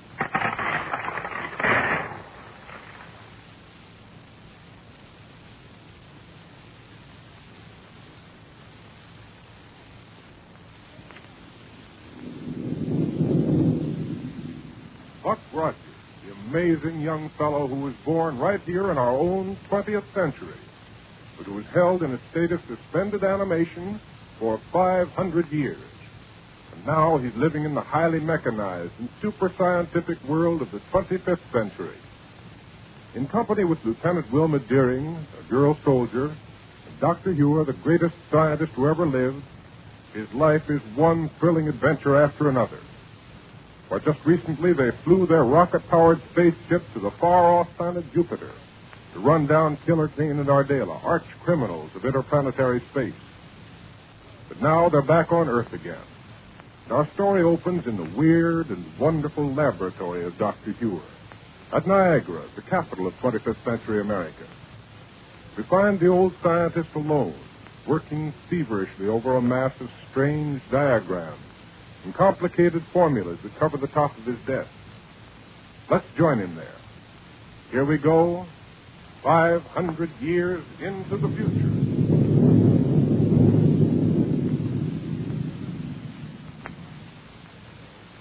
Read output times the square of the lens radius times pi equals. I've got it. I've got it. Hello, Doctor. Wilma, look. I've worked out the heat radiation formula for the mechanical mole. Mechanical mole? Here. Let me at that subcosmic radio unit. But what under the sun is... Excuse me, Wilma. Calling Factory B18. Factory B18. Factory B18, Franken. Rankin, this is Dr. Hewer. Oh, yes, Doctor. Set the radial heat controls exactly as I tell you. Yes, sir. Number 1 at 33 degrees, 4 minutes right. Number 2 at 7 degrees, 17 minutes right. Number 3 at 9 degrees, 9 minutes left. Yes, sir. Do it immediately. We'll take the mole on a test run just as soon as we can get over there. Yes, sir. Signing off. Well, now, Doctor. Where's Buck, Wilma? Why, he's out making a trial flight in the new super rocket ship you developed just after we got back from Jupiter. Oh. But what is a mechanical Well, mole? then wait. We'll want him in on the test run of the mechanical mole, too. Central Radio Bureau. Dr. Hewer calling Central Radio Bureau. Mechanical mole, did you say? Central Radio Bureau, Stratton speaking. Oh, Dr. Hewer Stratton. Do you know where I can reach Captain Buck Rogers? Oh, he's making a test flight, Doctor, in the new interplanetary rocket. Yes, I know, but where is he? Well, last reported about 17 points west of the moon, Oh. flying a course in the general direction of Saturn. Well, then use a subcosmic power beam to contact him immediately. Ask him to join us at the spaceport just as soon as he can get back to Earth. Hangar number 4. Oh, the experimental hangar. That's right. And radio Sergeant Carlborg out there that we're coming. Tell him to have everything ready for us. I'll call them both right away, sir. Thank you. Signing off. Signing. Did you come over here in a rocket-powered air roadster, Wilma? Well, yes, Doctor, I did. Fine. We'll use it to fly out to the spaceport. Come along. But I don't understand. All this talk about a mechanical mole and heat radiation formulae... Wilma, we're about to embark on the most amazing scientific venture we've ever attempted. Oh, really? Come along now. I'll tell you about it on the way over. Oh, good. Your rocket roadster is the enclosed model. Now, it keeps my hair from getting blown all over the place. That's what you're wearing a flying helmet. Well, that's as good an excuse as any. Here now. Get in, Want me to take the controls? if you like. All ready. Then here we go.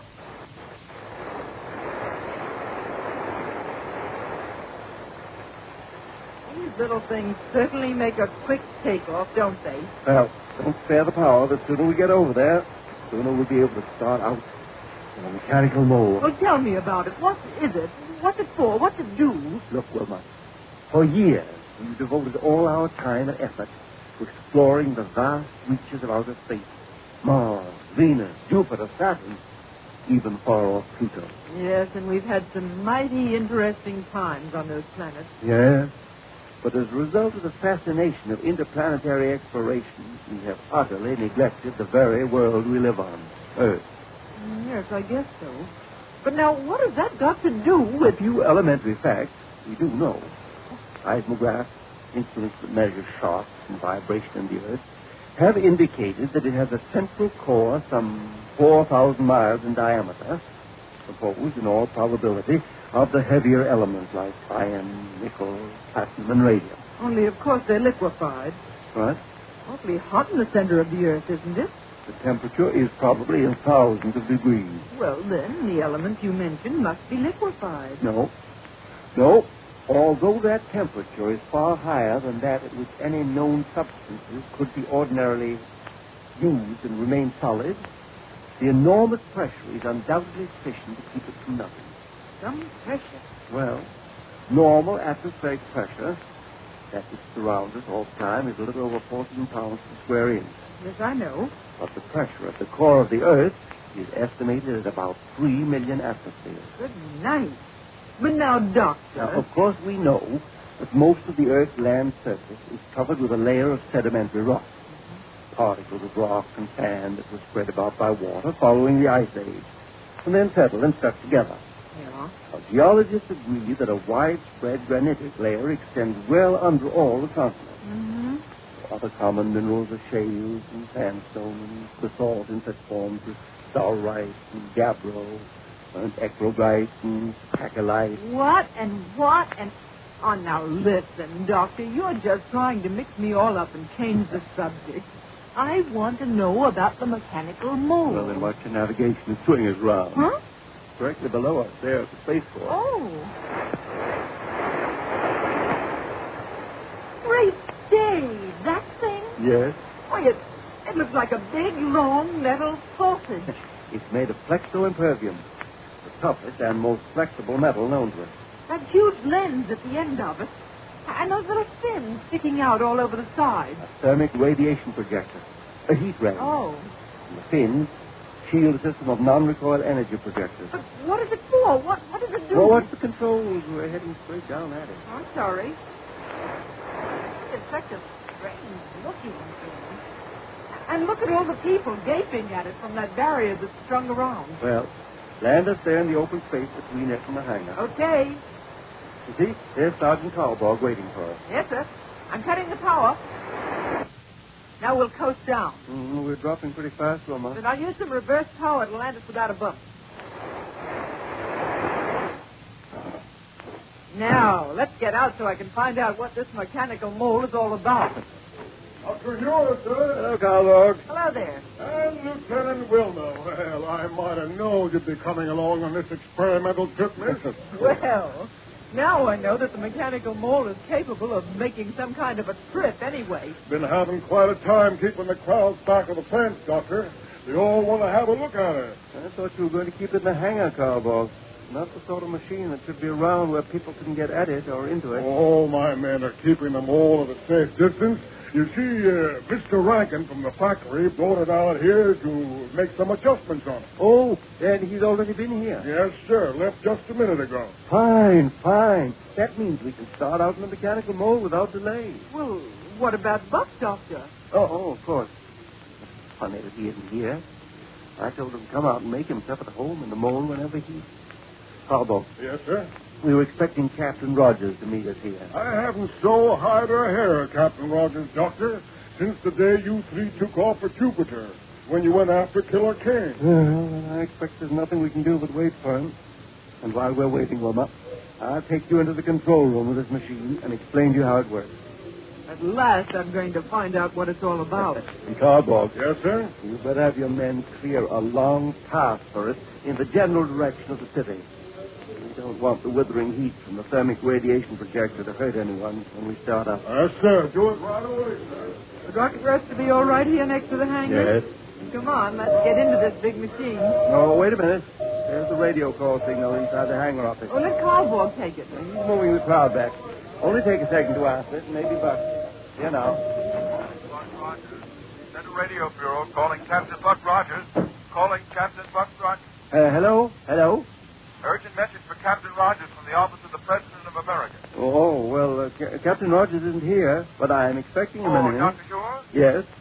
This is Stratton speaking. Oh, Stratton. I'm sure it'll be all right for you to relay this message to the captain, sir. Besides, you ought to know about it. What is it? Well, it reads as follows. Killer Kane and our jailer have escaped. What? Yes, sir. Good night. Then tell the President we'll drop everything to get on that trail immediately. No, wait, sir. You better hear the rest of this. Well, all right, go ahead. Killer Kane and our jailer have escaped from the emergency prison where they were placed to await transfer to the city prison. Yes. A clever trick made it possible for them to get a 24-hour start in the rocket plane you used for the Jupiter expedition. Best ship in the universe. Entire Space Patrol fleet has been unable to pick up that ship's rocket trail. Apparently, there's nothing we can do but wait until the two criminals show up again. Urge, however, that you keep constantly on guard against Kane and our jailer's reappearance. End of message. All right, Stratton. Thank you. Doctor, what can we do? Nothing, Wilma, except what the President suggests. Wait for him to show up again. I know, Doctor, but do you suppose they really did leave Earth in that ship of ours? Why, what do you mean? They might have just sent it flying alone by the automatic controls as a trick. Possibly. To throw us off that trail. Now, it's all moved back, Doctor, and you can... Hey, what's the matter? Nothing. Come along, Wilma. We'll board the mechanical mole. Yes, sir. Right this way.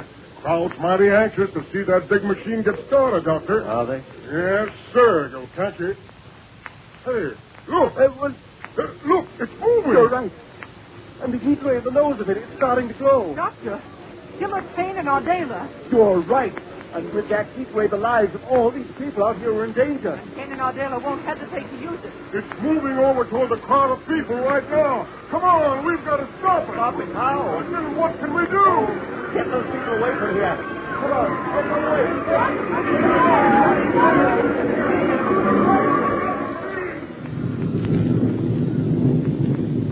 Great day, the terrible destruction that could be done with the gigantic heat ray in the nose of that mechanical mole is too appalling to even think about.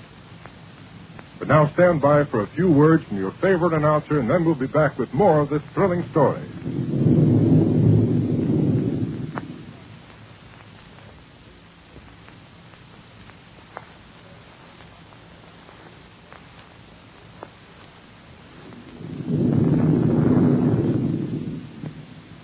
Now let's get back to the world of the future.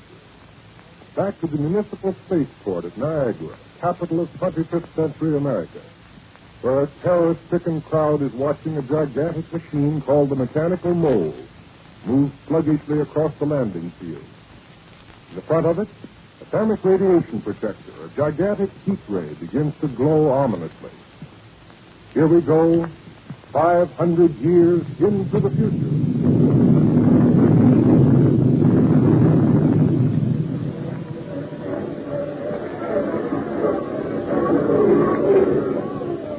Doctor, the mechanical mole is moving over toward the edge of the crowd. We've got to stop it, Doctor, before it runs over those people.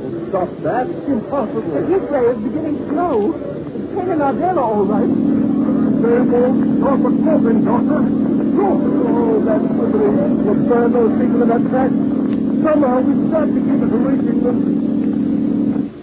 No, look. The heat ray is off now. And the mole is started back toward the middle of the field. Killer Kane and our jailer at the controls. It won't stay away from that crowd for long. If only Buck were here. Yes, sir. Captain Rogers will find a way to stop that thing. Wait. Carbog. Yes, sir. Come with me quick. Back to the main rocket ship hangar. What for, Doctor? Oh, don't waste time talking. Come along. Yes, sir. Wilma. Yes? Get to the radio unit in this hangar. Call for the rocket control fleet. Have them assemble at 1,000 feet directly above this field. Yes, sir, right away. Look. The mole is just going around in a circle out there. Yes, but it may not do it for long. You've got a Y-12 space fighter in this main hangar, haven't you? 3 or 4 of them. But the RS-13s carry bigger disintegrators. No, I want the Y-12 for its black ray. Black ray? Yes. We'll climb up above it and cover that mechanical mole with utter darkness. Then the men in the space fleet can hold its position with non-recoil energy projectors. Then what? Yes. Now, here's the hangar. Pull the switch to open the big sliding doors so we can get the ship out. It's right over here, Doctor. That's it. And here's the Y-12 just waiting for us. Here, Doctor. I'll open that metal door for you. I've got it. Get in, quick. Yes, sir.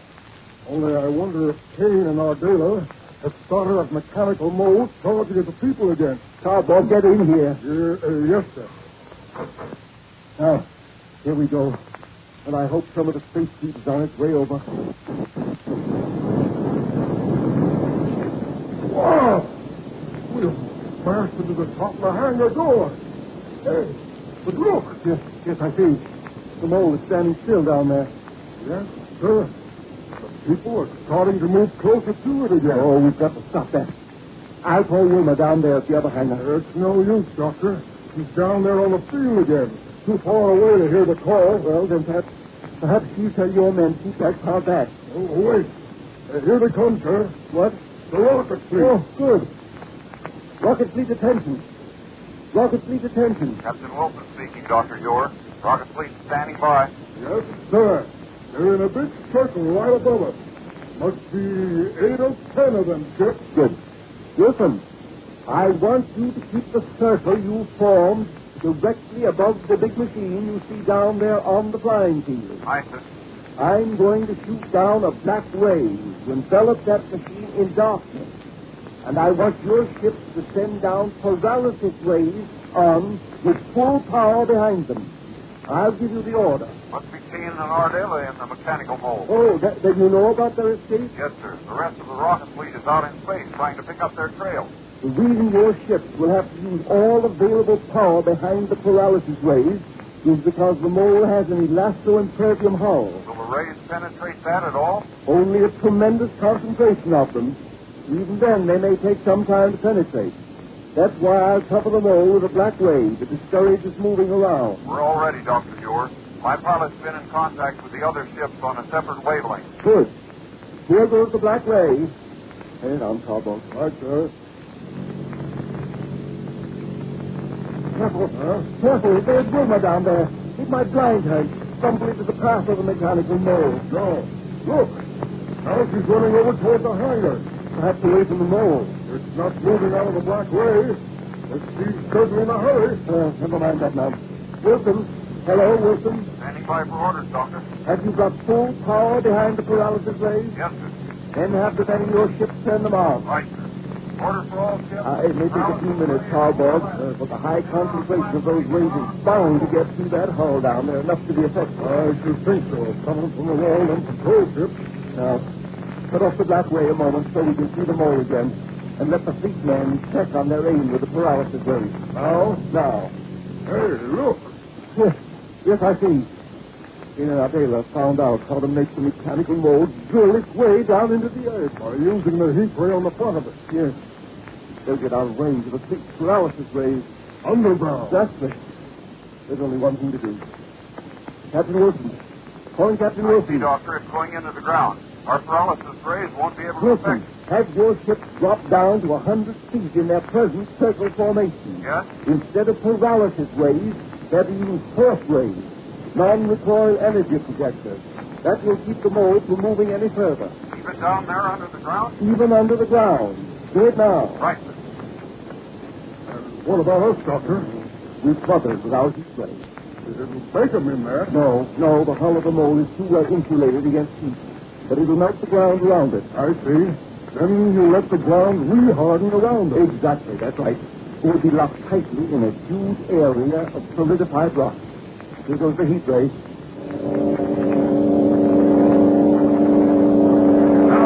Doing it. The cloud's melting away. There's a regular pool of it. With a wall right in the middle. Exactly. And now, in a minute or two, it'll harden. We've trapped them, cowboys. The patrol fleet is holding them right there to the force range. And they won't need it for long. See all that steam? Yes. An underground stream that'll cool the ground and harden it quickly. Then they're trapped, all right. But how are we ever going to get Kane and Dela out of there? Well, we'll think of that later. The main thing now is that we have them. Dr. Dewar, calling Dr. Dewar. Oh, that's why she was running to the hangar to call you. Calling Dr. Dewar. Yes, Wilma. The mole, the mechanical mole. Completely trapped, Wilma, in solid rock. But Doctor's in it, Doctor, helpless. You'll suffocate. But in the mechanical mold. Yes, sir, he got there before we did. Climbed into the mole with Captain Rankin. While Cowboy was taking a radio call in the hangar. No wonder I didn't see him. Then we thought it was Kane and our Taylor. Trying desperately to contact you by radio. Just heard your orders to the station. But then why didn't I hear him? The receiver on this ship is tuned to the general utilities tank. Oh, and the mole got out of shortly. You've got to help him now, quick. He's suffocating. Suffocating? Talk to him, Doctor, and do something to get him out of there. All right. Here, I'll adjust this receiver and pick up the mole now. Thank you. Buck. Hello, Buck. Hi, Doctor. Get me out of here, will you? Yes. When that black ray hit down this way, I banged in the control board. Wrecked the air conditioning controls and all the light controls, too. Now, there's not much air left in this small control cabin, so if you can... Buck, turn on the thermic radiation projector in the nose of the mole. That'll let you melt your way back to the surface. I don't dare try it. Why? I can't see a thing in this darkness, and I might wreck the whole works and me with her. Well, then listen, Buck. Buck. Yes, sir? The inertron control. The inertron lifting unit. I don't know where it is. The lever is under the left side of your control seat. Lift it upward. Right. Doctor, what good will that do? That journey can't last much longer. Now, Buck. Doctor! Buck Rogers. No air, Doctor. It's got him. Doctor, he'll die down Oh, there. wait, Wilma, wait. What are you going to do? I don't know You've yet. got to get him out of there. Wait. Wilson. Captain Wilson. Yes, sir. I've heard it all. You've got it off that ground again. Right. When we get that ground, you push the mole out with our force plate. Cowboy, take the ship control. Yes, sir. Doctor, Stewart, can't you do Right something? away, Wilma. You gave it too late. Don't you understand? Buck is suffocating down there. Cowboy. Break down there. I'll work the force plate. Right there, full power. That's it. Now the force plate. Ground cover again. We're pushing them all back up to the surface. Now bring us right down to target. Yes, exactly. Down. Here we go.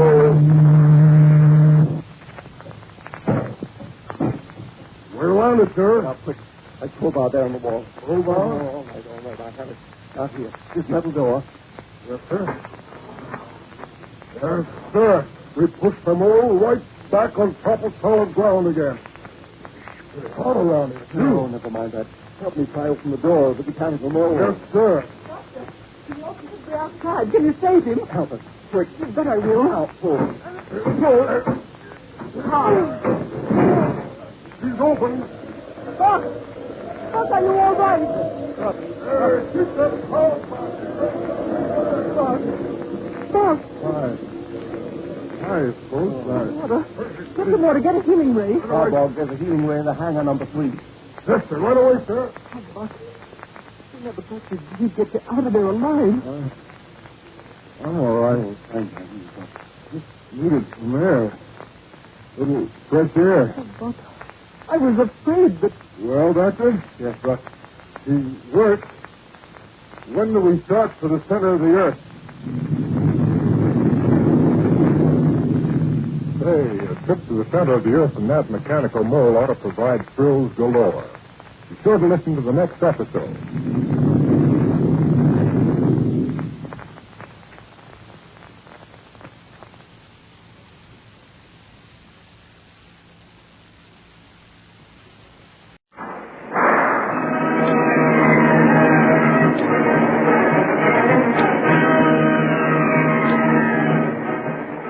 presenting the amazing interplanetary adventures of Flash Gordon.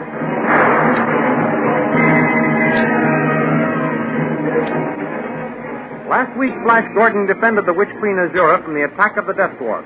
Tal, having proclaimed himself King of Blue Magic Land, offered Khan the Hawkman the command of the army if he would swear allegiance to him. Khan refused. Unable to find the hill with the iron door through which Flash and Azura had disappeared, Zarkov returned to Dale. She suggested that they free Khan and let him direct them to the hill. When Dale and Zarkov reached the iron door in the hill and opened it, they found Azura in Flash Gordon's arms. Zarkov hurried them out of the tunnel, killed the dwarf. Then he took Azura prisoner. These thrilling adventures come to you as they are pictured each Sunday in the Big Comic Weekly, the world's greatest pictorial supplement of humor and adventure. The Comic Weekly, each page printed in full colors, is distributed everywhere as an integral part of your Hearst Sunday newspaper.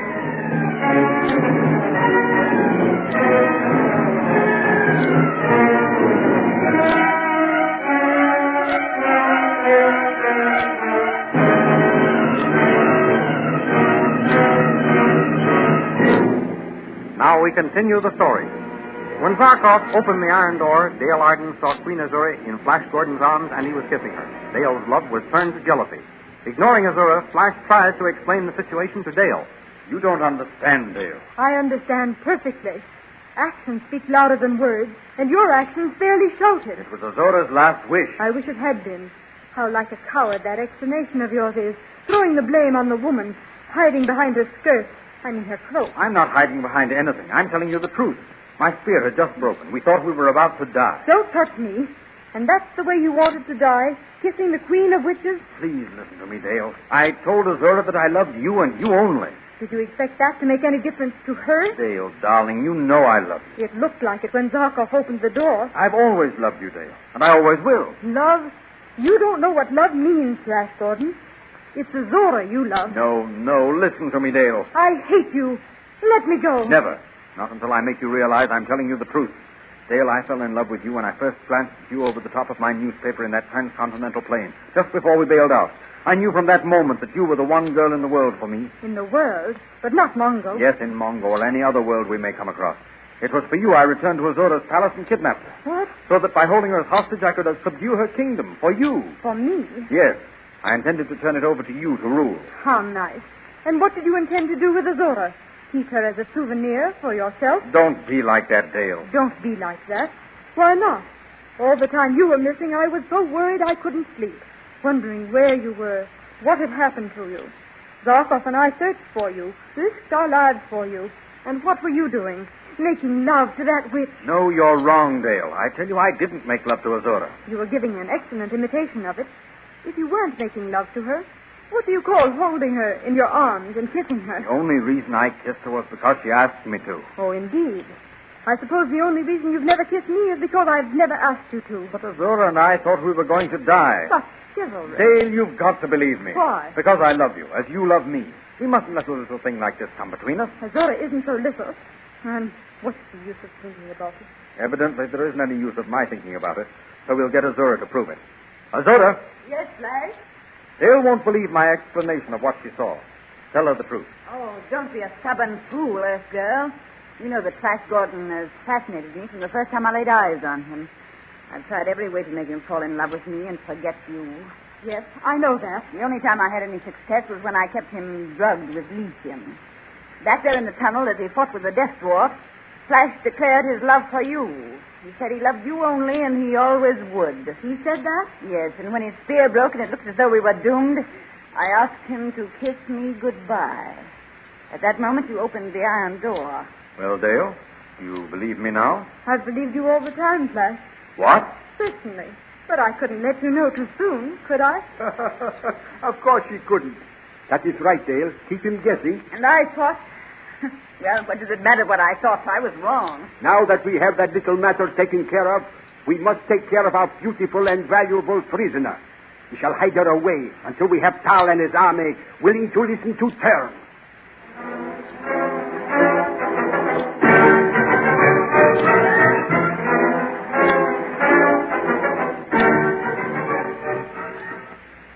Meanwhile, Tal inspects the fortifications of his newly acquired palace. Aurora, let down the drawbridge.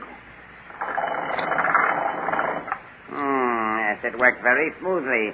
See that it is kept in the same good condition. Come, Roar. We will have a look at the sentry gate. Yes, Your Majesty. The moat looks dry. See that more water is let in. Keep the level up to that iron hook. Yes, Your Majesty. What is that, Roar?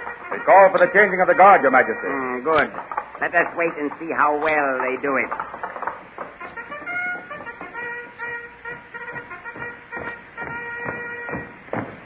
Halt! Post guard.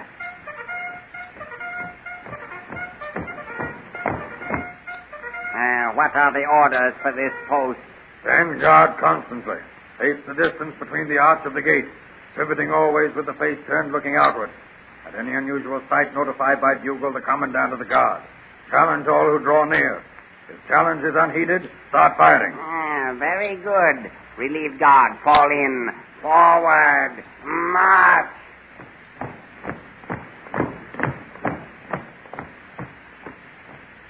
Yes. Very satisfactory. Very. Come, Roar. We'll go back and see that the guns are in order. Yes, Your Majesty. With my coronation ceremony at hand, I must see that nothing interferes with it. While I do not expect any treachery from within, I must take every precaution for my own safety. Yes, Your Majesty. You may pull up the drawbridge, Roar. Yes, Your Majesty. Guard, fire that ray cannon. Now the other one, at once. Yes, good. That was well done, guard, and quickly. That is the way I like to see my men work. What is that? The alarm from the sentry gate, Your Majesty. Let down that drawbridge. Hurry. I'll see what has happened.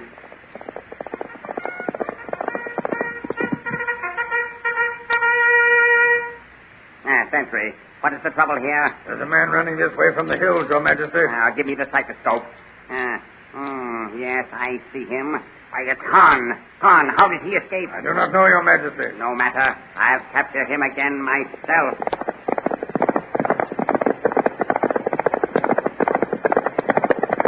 Surrender!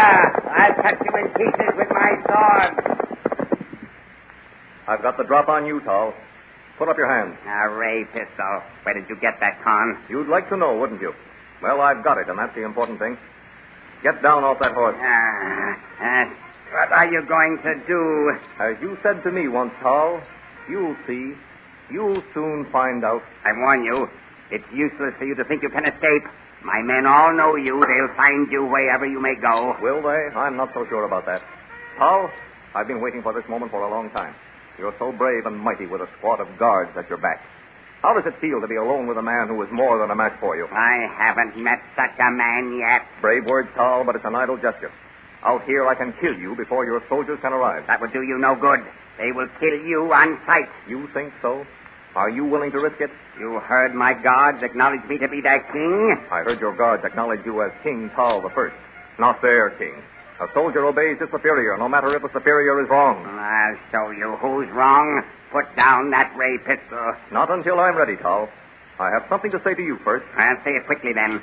My soldiers will be out here any moment, and you'll be a dead man. Tal, when I let you put me in that cell, I thought there was nothing left to fight for. Well? Now I find there is. What do you mean, Khan? I mean Princess Dale. She's still alive, and I'm going to take over the Blue Magic Land for her. You won't live long enough. We'll see about that, you and I. We will? Yes.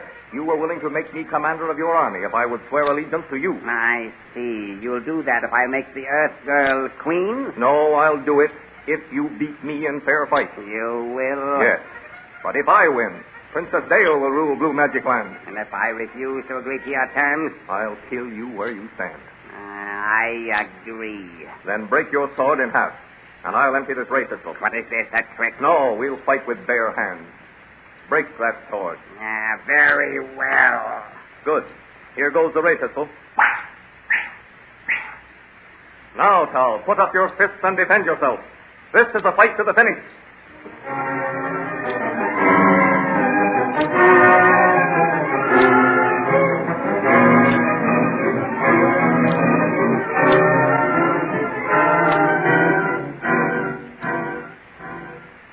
In another part of the hills, as the three fugitives, Zarkov, Flash, and Dale, trudge along with their beautiful captive Azura, looking for a suitable shelter and hideaway, Dale draws Flash to one side.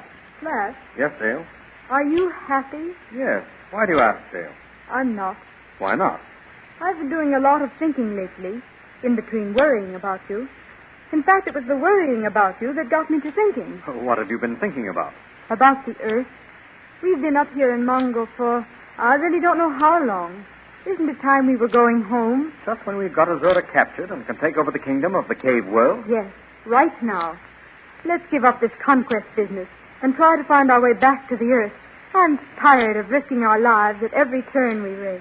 Well, we have had some thrills, I'll admit, Dale, but that's all part of the game. A game I don't care anything about, Flash. I'm sick of being taken prisoner and treated like a slave. I'm sick of going around in odd-looking clothes. I want to go back to the Earth. Take me back. I can't take you back, Dale. I have no idea where the Earth is. And even if I could, it's asking a lot to give up conquering this kingdom. I've got a winning streak on. I can't break my luck. If you keep on, you'll break your neck. Oh, Flash, darling, can't you see?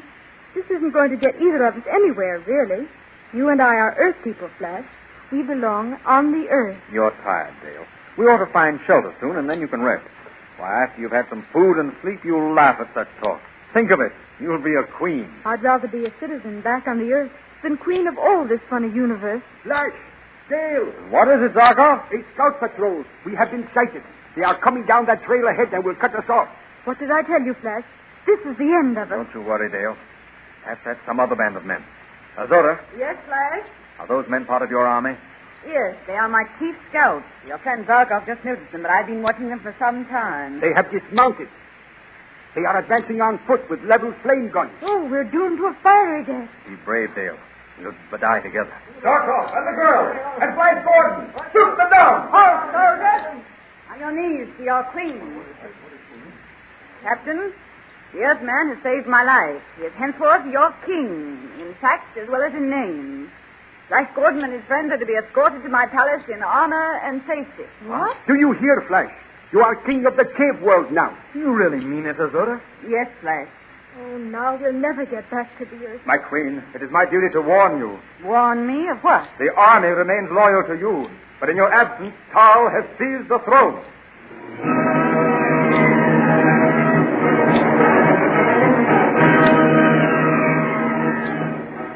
These amazing adventures which you have just heard dramatized are only one of the many thrilling features to be found in the Comic Weekly section of the Hearst newspaper next Sunday.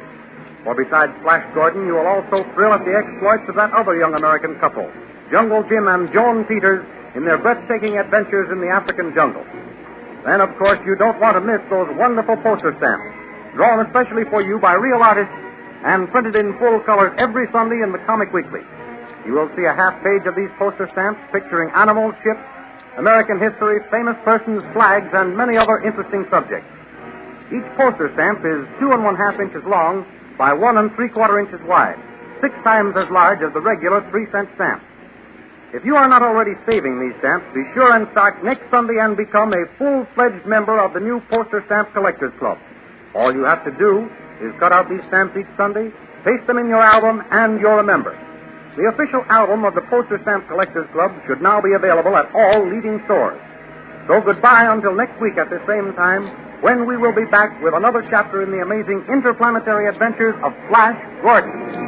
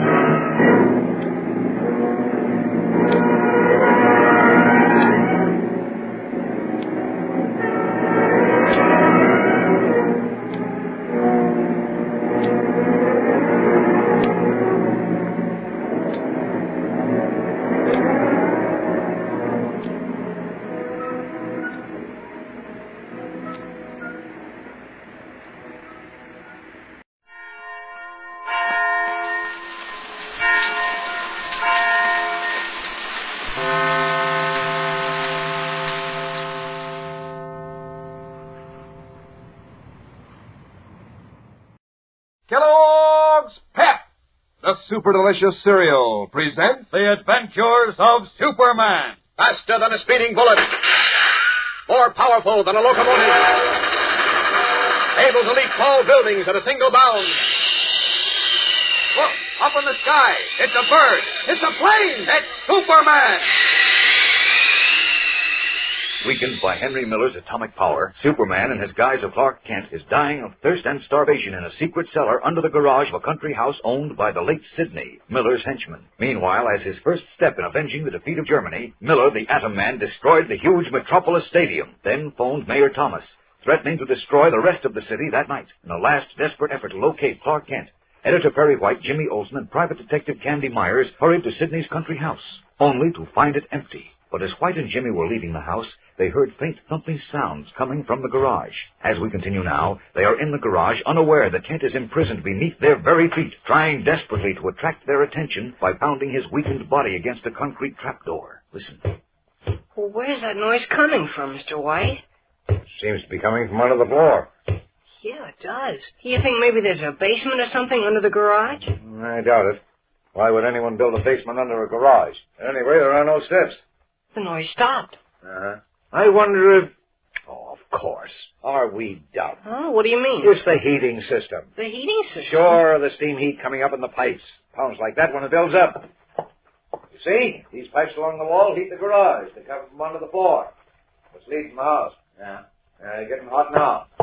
Yeah, but the house is empty. Nobody's here. Who's making steam? You ever hear of a thermostat? Oh, you mean that gadget you've got in your house? That's right. You set it at night to start the heat at a certain time in the morning. It works automatically. Well, there's no more to be done here. Come on. We'll get Myers to go back to town. Yeah, might as well.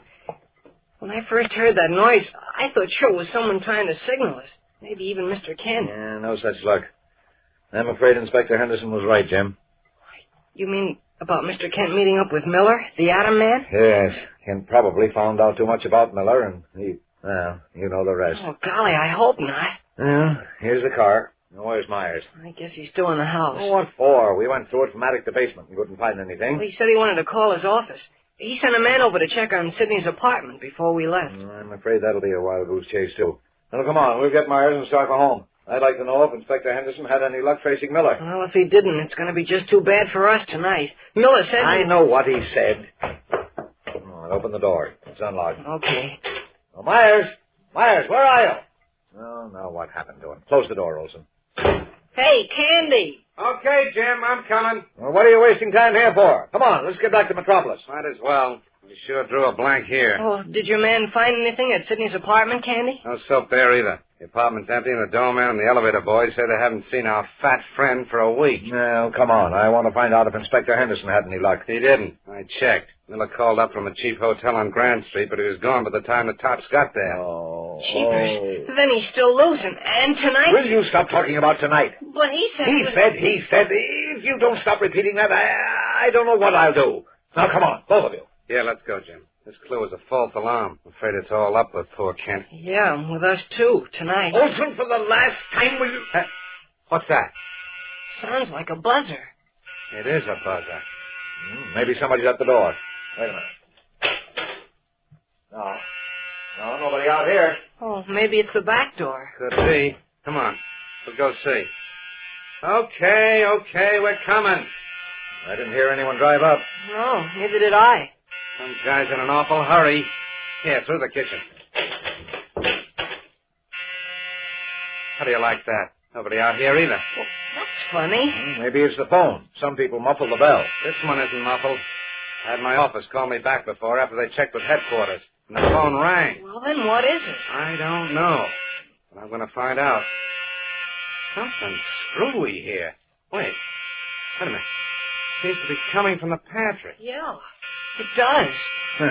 Fine detective you are, Myers. I can tell you what it is. Yeah, what? There's a buzzer under the rug in the dining room to call the servant in the kitchen. One of us supposed to have stepped on it and it got caught. Oh, sure, that's it. Yeah, I guess so. Yeah. It's behind this stack of dishes. Look at this. What? Where? Jeepers, it's a funny kind of telephone. It's a house phone. I've got one in my place. Wait. There's nobody in the house but us. And it's buzzing. Now you're catching on, Mr. White. Well, then how? Oh, gee, let's answer it, Candy. That's just what I'm going to do, chum. Something's wacky here. Hello. Nobody answered. Hello? Candy. Help. Huh? Candy. This is Kent. Kent. Jumping, Jemima. Mr. Kent. Kent, where is he? What's the... Wait, you guys, I can't hear. Help. Kent. Hurry. Candy. I... Where are you, Kent? Where are you? In garage. What garage? Sleeps. Quiet, Jim. Go on, Kent. Tell me, what garage? Right here. Sydney garage. You're in Sydney's garage. Well, he can't be. It's empty. We can see it from here. Yes. Now, look, Kent. Try hard to tell me... Here. Hurry. Kent. What's the matter? Sounded like he passed out.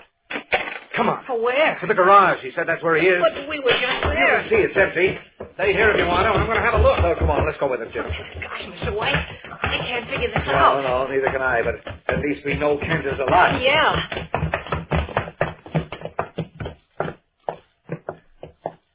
Well, where is he? I don't know. What's the phone? Oh, he must have meant some other garage, Candy. He said Sydney's garage. But you can see he's not here, and there's no phone. I don't get it. I don't get it at all. Perplexed, Candy Myers, Perry White, and Jimmy Olsen look helplessly at one another. So near and yet so far from Clark Kent. We'll return in a moment for the exciting climax of today's episode. But first, your announcer. You know, I heard a bunch of kids in the midst of an argument the other day. They were all talking at once, you know how they do, and each one had a different idea of where is the best place to wear your collection of comic buttons from packages of Kellogg's Pep. Some said they looked best pinned on your jacket or dress. Others insisted that they belong on your cap. Well, finally, one young fellow said, no matter where you wear 'em, gang, dress or jacket or cap, they're still mighty smooth looking. And is he right? Why, these new comic buttons are really on the beam. Bright comic strip colors on a clear white enameled background. They really show up. And they're so true to life. Smitty and Skeezix and Lillums and Superman and all the others are straight from the funny papers. And to top it all, these nifty new comic buttons are so easy to get. You don't have to send in a single penny, not even a box top. Fact is, you can't buy 'em anywhere. You just ask Mom to get you plenty of that super delicious whole wheat flake cereal, Kellogg's Pep. Then see which prize you find inside the package. Remember, that's P-E-P, Pep, made by Kellogg's of Battle Creek. Now back to the adventures of Superman. Trapped in the basement under Sydney's garage, Clark Kent managed to reach a house phone and contacted Candy Myers, who rushed through the garage with Perry White and Jimmy Olsen, only to find it empty. Puzzled, Candy is walking around the small garage, examining the walls. I can't figure this at all. I'm sure Kent said he was in the garage. Well, let's not waste any more time, Candy. Call the county police. They can trace the wires and find out where that house phone goes to. Well, that's a swell idea, Mr. White. Yeah, I guess that's the thing to do. I can't understand how... Uh-oh. What's this? What is it, Candy? These wires. See? They were pulled out of the wall. And look, there's a little false panel in the wall and a button operating a switch. These wires were attached to it. Say, that's right. So what? The button might operate the lights of the garage door. No, it doesn't. There's the light button over there. And the door slides open and shut by hand. Wait till I get my knife. I'll have these wires connected again, half a shake. No, you're just wasting time. Maybe so, maybe no. You go back to the house and call the cops. I'm going to see what cooks here. All right. Come on, Olsen. Well, you go ahead, Chief. I'll stay here. Gosh, Candy, what do you suppose this means? Well, we'll find out in a minute, chum. All we have to do is slip these two wires back, like this. Tighten this screw. There. Here we are. Now we'll push the button and see what gives. These are lizards. Look, the floor is open. Yeah. That middle section drops down and slides back. Watch it. Watch it. Don't fall in. Oh, no, look, Candy. There's a room down there. Mr. Kent is lying on the floor. Yeah, and so are two other guys. Jumping, Jemima. It's Sidney and his servant. Come on, Jim. Down these stairs. All right. Golly, what happened? Honey, Sidney and the Jap look like they're done for. Yeah. Let's see about Kent. How is he? Ah, not so good. Kent! Mr. Kent, speak to us. Mr. Kent! He doesn't answer. Look how white he is. Candy, he's dead.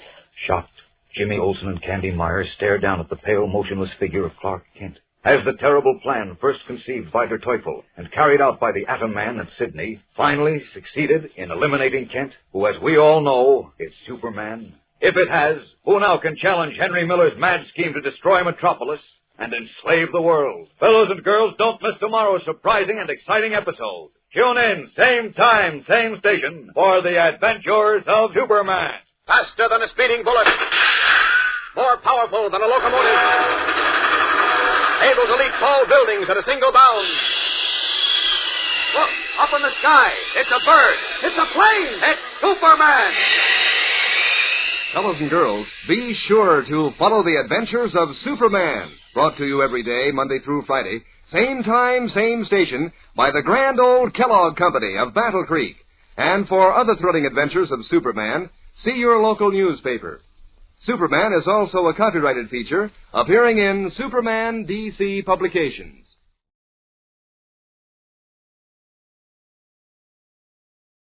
Kellogg's Pep, the super delicious cereal, presents The Adventures of Superman. Faster than a speeding bullet.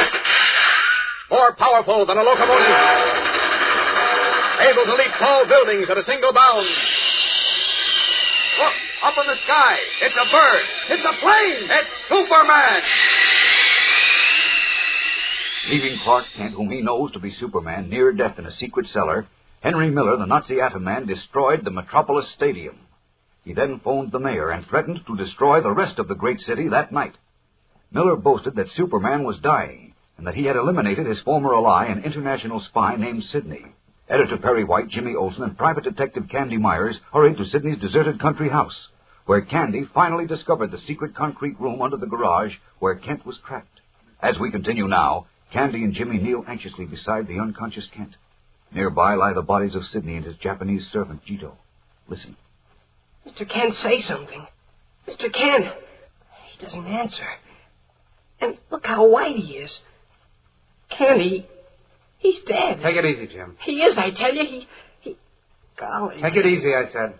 He's still alive. Well, he is? Yeah, but he's in bad shape. Needs a doctor. Well, where are we going to get one? We're way out in the country. I know. Look, run back to the house and get some water. Tell Mr. White to phone the nearest town and get a doctor out here. The police, too. Hurry up now. All right. Okay. Jim! Candy! Where are you? What the... Oh, what's this big hole in the floor? Olsen! Where did you pop up from? There's a room down there. We found Mr. Kent. What? Where? I go down these stairs. I've got to get some water.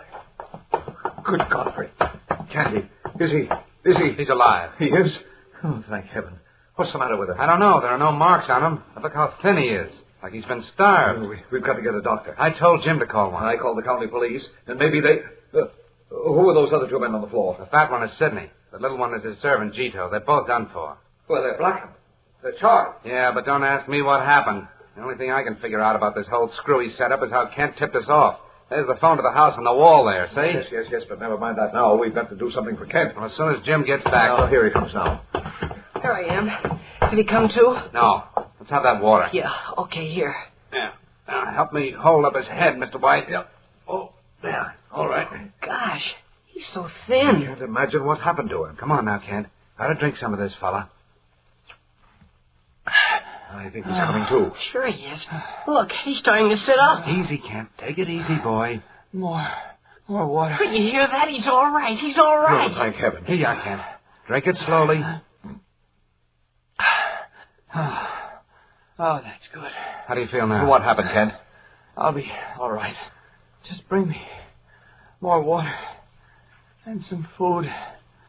Been starving almost a week. Jumping, Jemima. Jim, run back to the house and raid the icebox. Step on it. Okay. Oh, boy, am I happy. Candy, what about Miller? Don't try to talk yet. You're too weak. Oh, tell me. Miller said he's going to destroy Metropolis. Yeah, tonight. Tonight? Don't forget it, Kent. Miller's bluffing. No, he's not bluffing. He has atomic power. Terrific atomic power. Now, wait a minute. Tell you he has, Chief. Look at Sidney there. And Jito. Miller finished them with it. On the level, Kent? Yes. And only I know the secret of his power. He wears a little box on his throat. An electronic converter. If I can get that converter, he'll be helpless. Oh, but I'm so weak. I almost died. Miller and Sidney figured out the one way I could be finished. What are you talking about, Kent? Oh, he's raving. He's out of his mind. Oh, I've got to get out of here before it's too late. Come on, help me out. Maybe the fresh air. Now, wait, Kent. No, don't argue, Chief. Help me. That's it. get me outside. And then bring me food and more water. If I can get my strength back before tonight, we'll have a chance to save Metropolis. Wait, take it easy, Kent.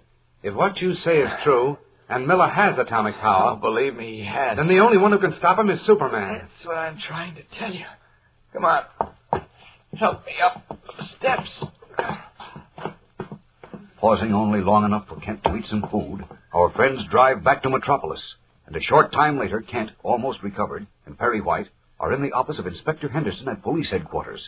Henderson is barking orders over the telephone. That's right, Donovan. I want every boat except the police launches out of the canal by 5 o'clock this afternoon. And I want big floodlights, plenty of them, lighting up every foot of the banks. You got that? Okay. Check with me later. Well, I'm taking every possible precaution, but I'm afraid it isn't enough.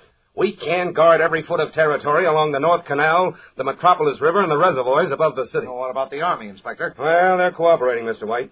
But even so, it's almost a physical impossibility to cover all that territory. Why, he might be disguised as a soldier again, a laborer, even a woman. I'll know him.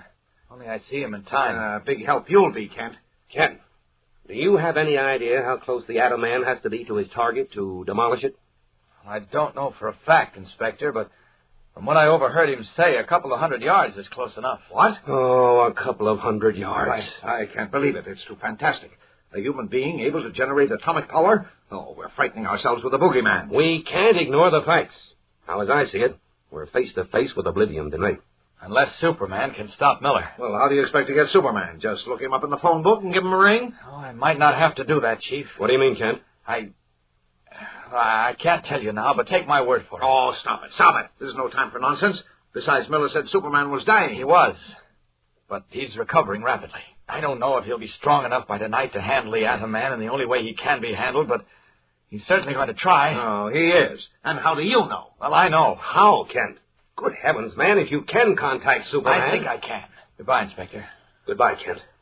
Goodbye, Chief. What are you shaking hands for? Well, this may be the last time you see me. What? Either Superman or the Atom Man will be finished tonight. Well, what's that got to do with you? You'd be surprised.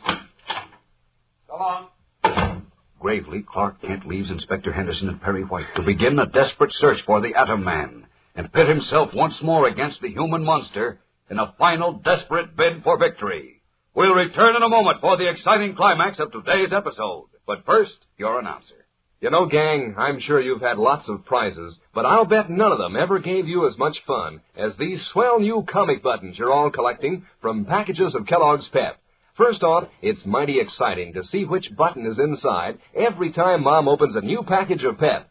If it's one you don't have yet, maybe Herbie or Winnie Winkle or Superman himself, well, that's a real thrill. And if it's a duplicate, then it's even more fun to trade with your pals. These characters are straight from the funny papers, you know, and they're done up in full comic strip colors. So you'll want to collect all 18 different buttons.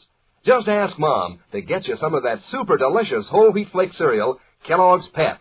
You don't send in any money, not even a box top. You just look inside the Pep package, and there you are, a brilliant new comic button, or a military insignia or warplane button. It's your prize from P.E.P. Pep, made by Kellogg's of Battle Creek. Now back to the adventures of Superman. Twilight is falling over Metropolis, along the North Canal which links the Metropolis River with the bay, and along the 21 miles of river itself, police and Army personnel are on guard. Giant searchlights sweep the water and its banks, from which mystified civilians have been barred. High in the darkening sky, unseen to all below, Superman hovers, his keen eyes searching. Meanwhile, on one of the many highways climbing the hills to the north of the city, Henry Miller, the Atom Man, wearing cheap clothes, a checked cap, and dark glasses, rides in the front seat of a small delivery truck beside the driver.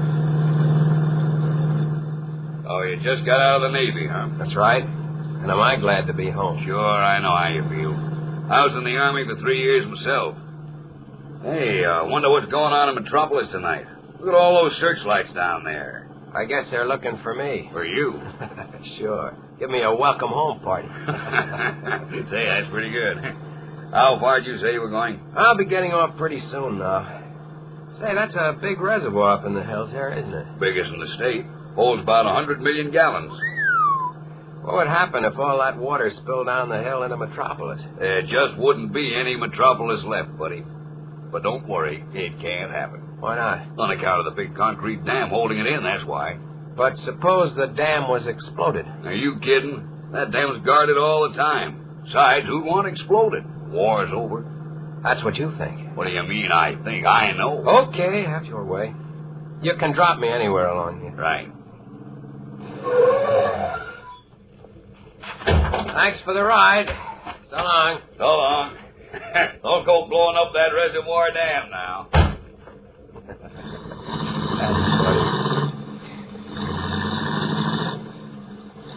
That's exactly what I'm going to do in a very few minutes. And that will be the end of Metropolis. Leaving the road, the Atom Man slips into the dark woods and begins working his way toward the huge reservoir, poised like a giant basin above Metropolis. Can anyone or anything stop him now?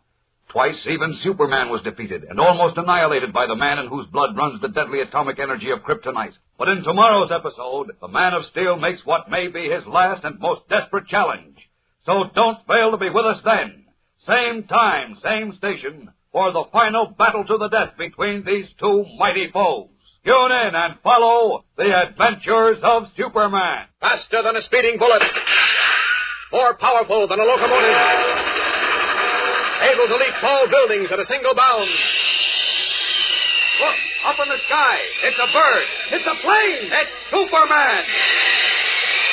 Fellows and girls, be sure to follow the adventures of Superman, brought to you every day, Monday through Friday, same time, same station, by the grand old Kellogg Company of Battle Creek.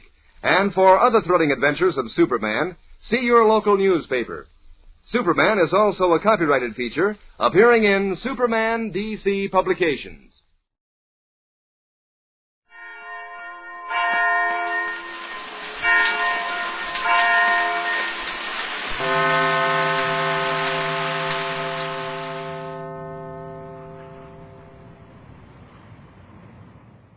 Tired of the everyday routine? Ever dream of a life of romantic adventure?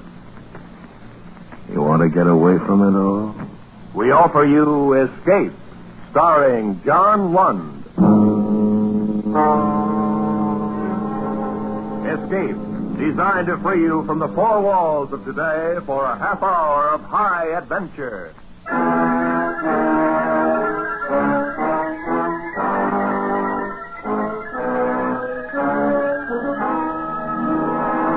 You are groping your way slowly through the dark hold of a ship at sea, moving carefully, step by step, searching intently for something you dread to find, because you know that this ship carries a cargo of death.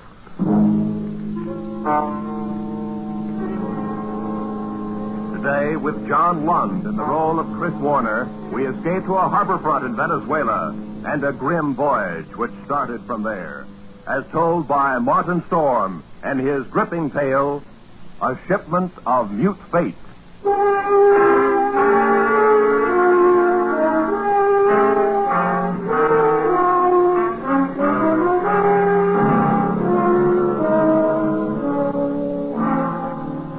I stopped on the wharf at La Guaira and looked up the gangplank toward the liner Shanghai, standing there quietly at her moorings.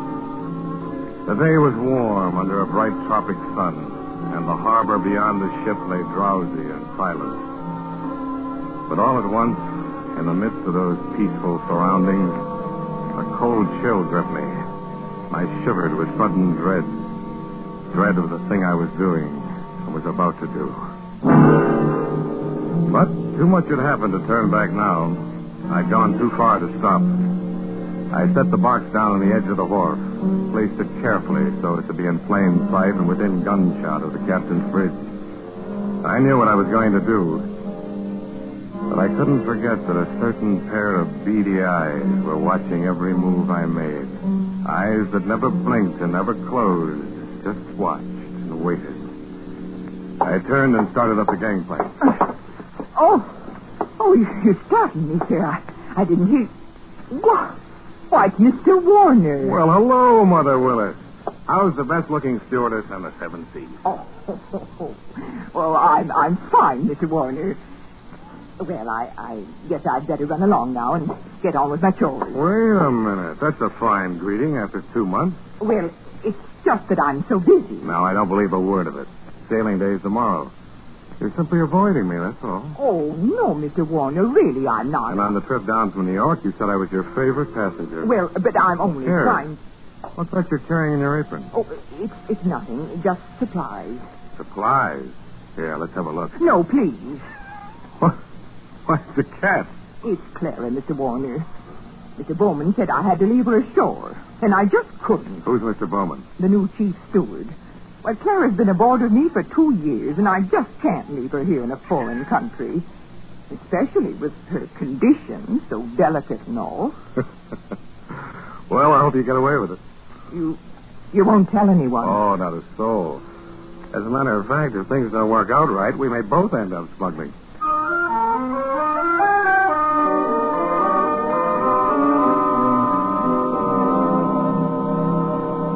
Had you aboard on the trip down 2 months ago, Christopher, and I'm happy to have you along with us on the run back to New York. Oh, thanks, Captain Wood. There is one thing, though. Huh? What's that? I'm having a little trouble with the customs men here. I wondered if you... I can't do it, Christopher. I cabled your father just this morning. Told him I would have done it for you, or possibly could. He sent a request from New York, you know. Yes, I thought he would. I wired him from upriver last week. Oh, I hated to refuse, but that's absolutely out of the question. Captain Wood, I'm afraid I don't follow you. My responsibility to the passengers, son. We have women and children aboard, and on a liner, the safety of the passengers comes ahead of anything else. But with proper precautions... Something might happen. What? I don't know what, but something might. You've carried worse things. There isn't anything worse. And the skipper afloat will bear me out.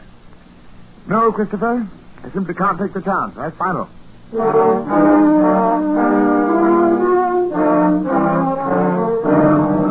Final. It wasn't final if I could do anything about it. I hadn't come down here to spend 2 months in that stinking backcountry and then be stopped on the edge of the wharf. 2 months of it. Heat, rain, insects, malaria. I'd gone clear in past the headwaters of the Orinoco. Traveled through country where every step along the jungle trail might be the last one. Oh, Sanchez! Si, Senor Warner. Better start looking for a place to camp. It'll be dark in a little while. Si, Senor. Very soon we turn to river. Camp on rocks by water. This very bad country. This very bad country. You've been saying that for 10 days now. Very bad country. Si, Senor Warner. This very bad country. Oh, skip it. For all the luck we've had so far, it might as well be Central Park. Central Park? I don't understand. Oh, never mind. We don't... Here, what's the matter? Quiet there, quiet! Francis, what's wrong? They're in the pass. See! Bushmaster! Bushmaster. The deadliest snake in the world. Bushmaster. Its Latin name was Lachesis muta. Mute fate. It lay there in the center of the path. A 10-foot length of silent death. Coiled loosely in an undulant loop. Ready to strike violently at the least movement. Here was the one snake that would go after any animal that walked. Or any man. It lay there and watched it. Not moving. Not afraid. Ready for anything. The splotch of its colors stood out like some horrible, gaudy floor mat, lying there on the brown background of the jungle, waiting for someone to step on it. Here was what I'd come 2,000 miles for, a bushmaster. It was 3 days later when Sanchez brought me the snake in a rubber bag. He was shaking so hard, I thought for a moment the thing had struck him. One thing you make sure, Senor Warner. No turn him loose in Venezuela. Because he know I the one who catch him. And he know where I live. All right, Sanchez. I'll keep an eye on him. He know you pay me to catch him. All the time he watch and wait. You no forget that, Senor Warner. Because he no forget. Not ever. Well, after going through all that trouble and danger, I wasn't going to let a pig-headed ship's captain stop me at the last minute. At least not as long as the cables were still in operation between La Guaira and New York.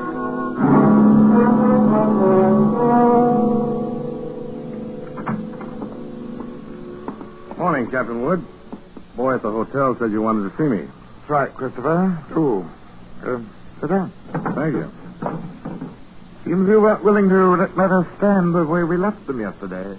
Sorry to go over your head, Captain Wood, but I had to. The museum sent me all the way down here for that snake, and I'm not going to be stopped by red tape. Why, this will be the only live bushmaster ever brought to the United States. If I had my way, Christopher. But orders are orders. I got a cable from the head office this morning. All right, now, suppose we talk about precautions. Well, I'll handle it any way you say. It's got to have a stronger box. That crate's too flimsy. Oh, it's stronger than it looks. That wire screen on top would hold a wildcat. But anyway, I bought a heavy sea chest this morning. We'll put the crate inside it. Sounds all right. You've got a lock on it. Heavy padlock. It's fixed so the lid can be propped open a crack without unlocking it. Snake's got to have air. All right. But in dirty weather, that lid stays shut. I'm taking no chances. Fair enough. We'll keep the blaster thing in my inside cabin where I sleep. Can't have it in the baggage room. And nobody on board to know about it. Whatever you say, Captain. We won't have any trouble. After all, it's only a snake. Doesn't have any magical powers. I saw a bushmaster in the zoo at Caracas once. He was in a glass cage with double walls. Never move. Just lie there and look at you as long as you were in sight. Gave a man the creeps. I didn't know they had a bushmaster at the Caracas Zoo. They don't now. Found the glass broke one morning. The snake gone. Night watchman was dead. They never found out what happened. Well, the watchman must have broken the glass by accident in some way. The way they figured it. The glass was broke from the inside. We sail in 4 hours.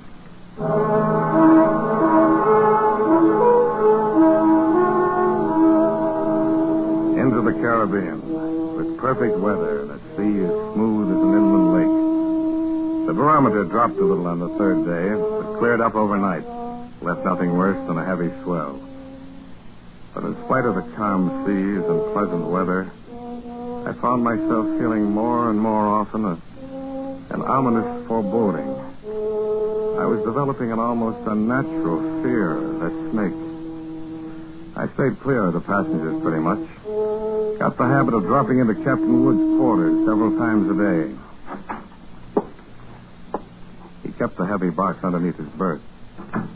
I'd approach it quietly and shine my flashlight through the open crack.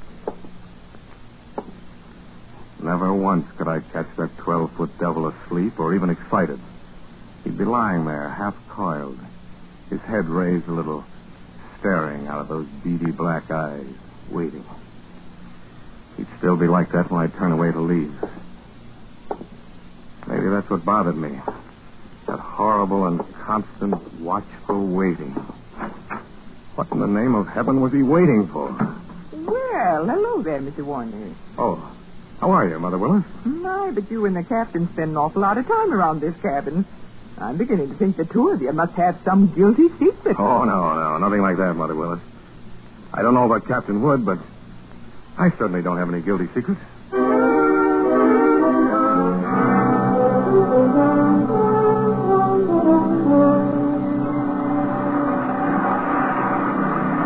Well, she's running quite a swell out there, Mr. Bowman. Yeah. A little heavy, all right, Mr. Warner. Guess the storm passed through to the west of us yesterday when the glass dropped. I think it missed us then, huh? Well, that's where the mate figures. Should have stirred up some water, though. This'll put half the passengers in their bunks. Makes it great for my department. 2/3 of them will want a steward to hold their head. They'll keep Mother Willis so busy that she... Wait. What? Look at the size of that wave. Great Jehoshaphat. They're going to take it on the port bow. You better hang on.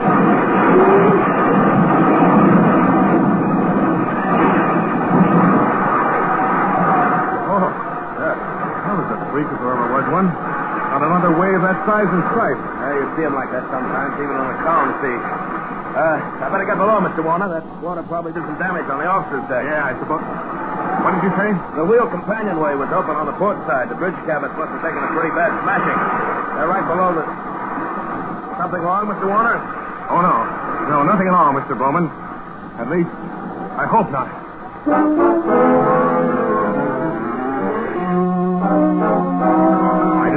find Captain Wood. Of course, I knew it was only one chance in 1,000, but the chances against that freak wave are 1 in 1,000, too.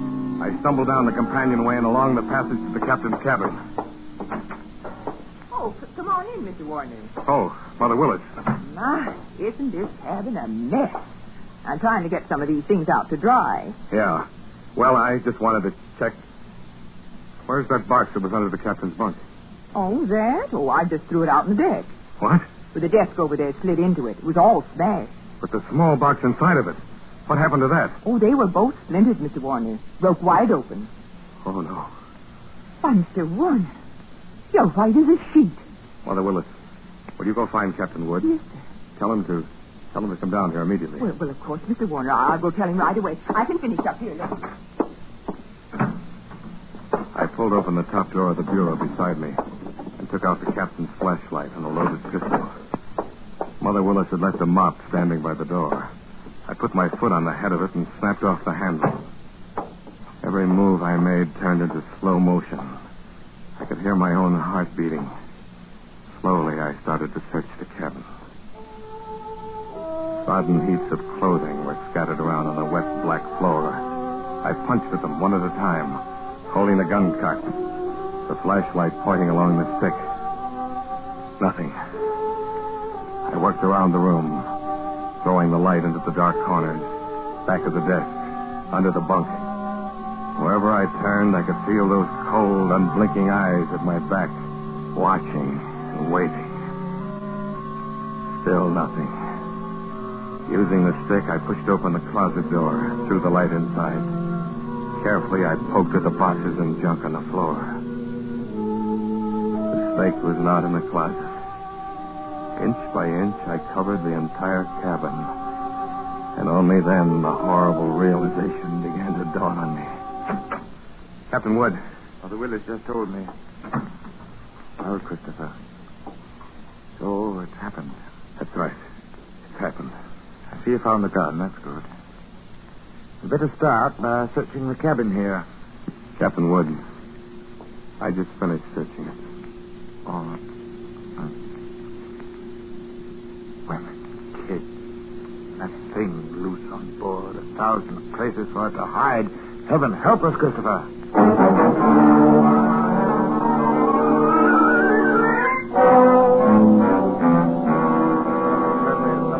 You're starting to blame anybody now, gentlemen. I didn't call you in here to pass judgment. The thing's done, and that's that. Yeah, you're right. What we have got to do is to make up our minds how we're going to handle it. It'd be easy if we didn't have to tell the passengers and crew. I've seen panics aboard liners before. I agree with you, Mr. Bowman, but I don't quite see how we can avoid it. They got a right to know. As long as that snake's loose, everybody on board's on the same danger. And they all ought to know about it. Captain Wood, that thing is 12 feet long. It can't simply crawl into a crack.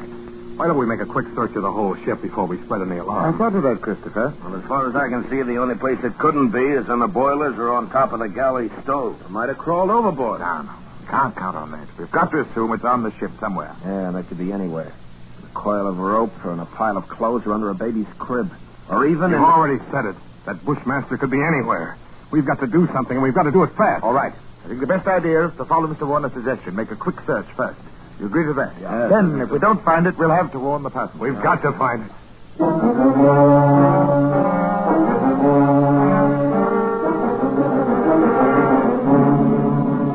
Alone in the dim baggage room, I went through the same movements as I had earlier in the captain's cabin. Gun in one hand, flashlight in the other, poking into every dark corner, behind every trunk and box. Since the baggage room was empty, I could keep the gun cocked and ready. The rest of those poor devils were having to do the same thing barehanded. All over the ship, the search went on. Here now, Stuart. What on earth are you doing, rummaging through my cabin? I'm just checking up, ma'am. Well, I'm quite sure there's nothing in here that has to be checked. I'm sorry, ma'am. It's captain's orders. It'll only take a few minutes. Well, I've never heard of such a thing. A passenger simply doesn't have any privacy at all. I've traveled on a lot of different lines, but I've certainly never heard of it.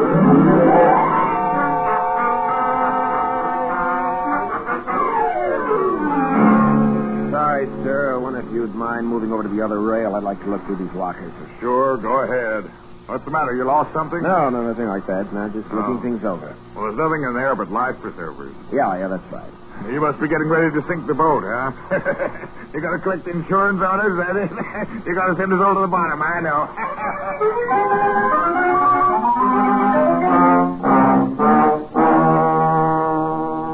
But not one of us could find that deadly shape, coiled in some dark corner or outstretched along a window seat. Not one of us caught a glimpse of that horrid head with its beady, black, watchful eyes. The thing lay waiting out there, somewhere along the deck, shaded in the gathering dusk. But where, we didn't know. It was nearly dark when we met together again in the chart room.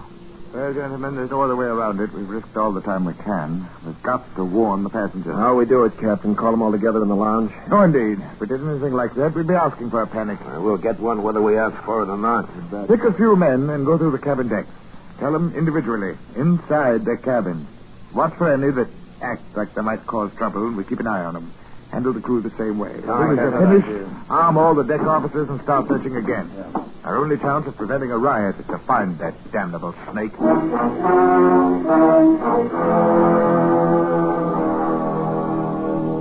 slow nightmare that followed grew worse by the hour. None of us slept. All the ship's officers not on duty kept on with that endless search. Passengers locked themselves in their cabins or huddled together in the lounges, knowing all the time that no spot on board could be called safe. Fear was a heavy fog in the lungs of all of us, and every light on the vessel burned throughout the night. Morning came and brought no relief. Terror and tension mounted by the hour.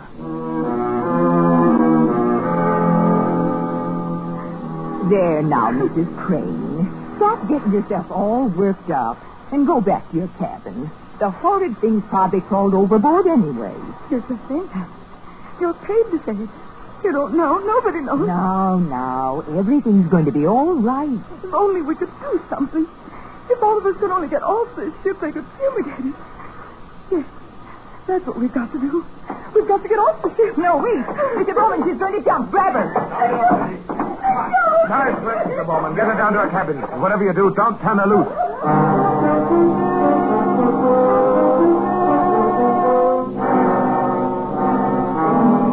You never know when it might strike you. You can't put on a coat or move a chair without risking your life, and something's got to be done. It might be right here in this lounge. All right, mister.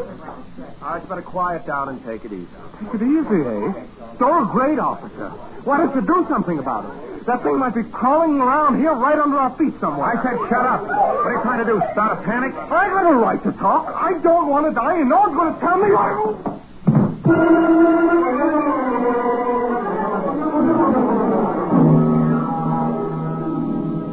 The second night passed, and morning came around again. A gray and rainy day that dragged past, and then night came down. Third night of the terror. Again, every light burned, and the whole ship seethed in the throes of incipient panic. Faced by a horror they'd never met on the sea before, crew and officers alike were on the verge of revolt. Passengers sat huddled in a trance-like stupor, ready to scream at the slightest unknown sound.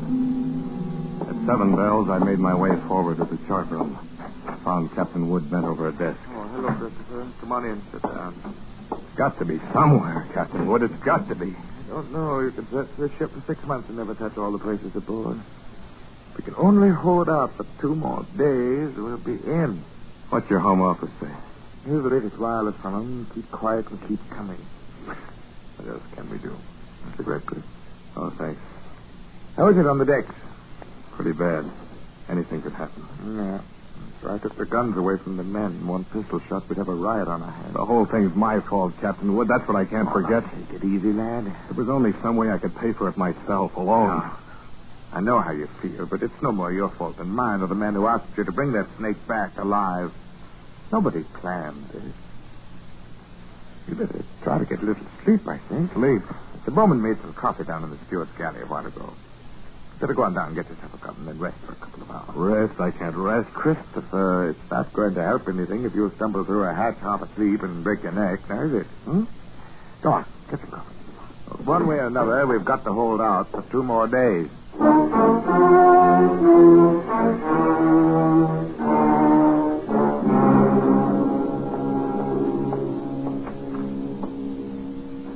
light was on in the steward's galley, and the coffee pot was standing on the stove. It was still warm, so I didn't bother to heat it. I poured out a cup, carried it over, and set it on the porcelain tabletop in the center of the room. I started to light a cigarette. The door of the pan cupboard beneath the sink was standing slightly ajar, and I happened to glance toward it. I dropped the cigarette and moved slowly backward. I found the Bushmaster. As I moved, the snake slid out of the cupboard in a single sinuous glide and drew back into a loose coil on the galley floor, never taking his eyes off me. I moved slowly back, waiting any moment for that deadly, slithering strike. How had he known it was me? He'd stayed quiet when Bowman was here. How had he picked the first time in 5 days that I was without a gun? My hand touched the cold bulkhead behind me, and I stopped. Only then I realized in terror what I'd done. The call button and door were on the far side of the room. I backed into a dead end. I stared at the snake in fascination, expecting any moment the ripping slash of those poisoned fangs. The horrible coils tightened a little, and were still again. 10 million years of evolution to produce this moment. Homo sapiens versus the casus muta. Man against mute fate. And all the odds were on fate. I knew then that I was going to die.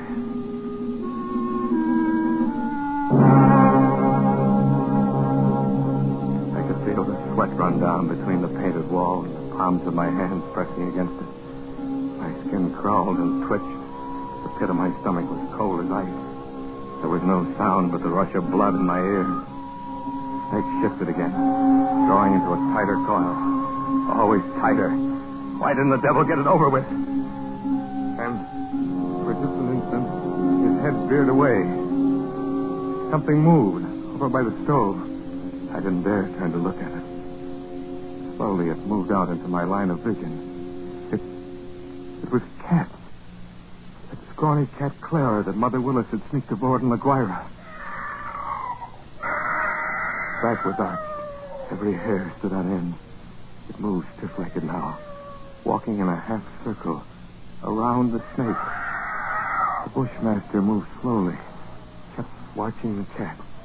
He tightened. He was going to strike at any second. He struck and missed. The cat was barely out of reach. Now she was walking back and forth again. She was asking to die. Missed again, by a fraction of an inch. He was striking now without even going to a full coil. Missed again and again, always missing by the barest margin. Each time the cat danced barely out of reach. Each time she countered with one precise pat of a dainty paw, bracing her skinny frame on 3 stiff legs. And then suddenly, I realized what she was doing. The Bushmaster was tiring, and one strike was just an instant slow. But in that split second, sharp claws raked across the evil head and ripped out both its eyes. The cat had deliberately blinded the snake. He didn't bother to coil now, but slid after her in a fury, striking wildly, always missing. And every strike was a little slower than the last one, until finally... As the snake's neck stretched out at the end of a strike, the cat made one leap and sank a razor-sharp piece just back of the ugly head, sank him until they crunched bone. With tooth and claw, she clung as the monstrous snake flailed and lashed on the floor, striving to get those hideous coils around her, trying to break her hold, to shake off the slow and certain paralyzing death that gradually crept over him, and at last stilled his struggles forever. I took a deep breath. The first in minutes. The cat lay on her side on the floor, panting, resting from the fight just over. She had a right to rest. That mangy, brave, beautiful alley cat had just saved my life. And maybe others as well. Then, as I turned toward the stove, I suddenly became very humble. And I knew all at once what a small thing a human being really is. I and others aboard were still alive only by the merest accident. There were 3 reasons why that cat had fought and killed the world's deadliest snake. And And those 3 reasons came tottering out from under the stove on shaky little legs. 3 kittens, with their eyes bright with wonder, their tails stiff as poker. Up on the decks, hundreds of passengers were waiting for the news that the days and nights of terror were ended. Well, they could wait a little longer. I pulled open the doors of the cabinet and found a can of milk. Then I dropped down on my knees on the floor of the galley.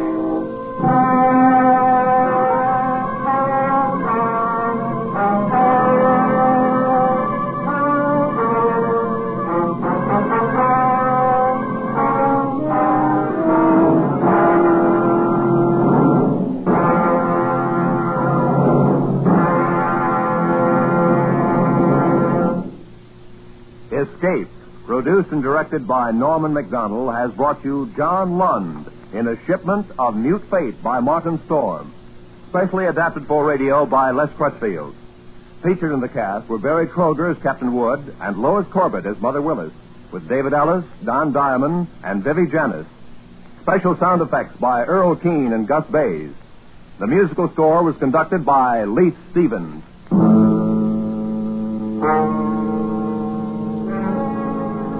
Next week. You are trapped in a remote valley in the Andes, walled in by sheer rock precipices, and surrounding you, closing in on you, is a band of blind men who want your eyes.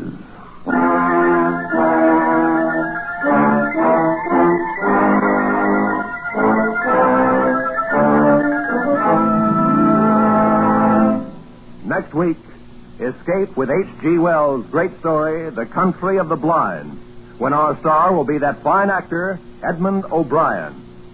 Good night, then, until this same time next week, when once again CBS offers you Escape. John Lund may soon be seen starring the Paramount picture Bride of Vengeance.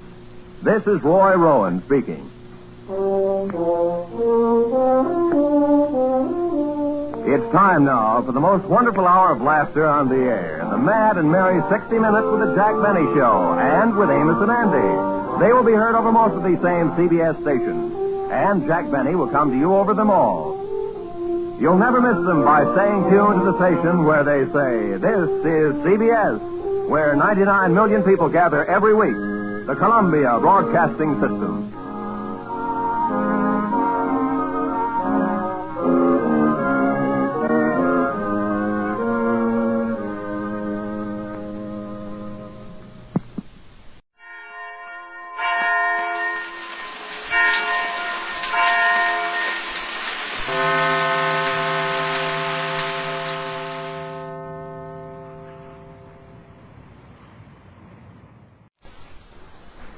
Tired of the everyday routine?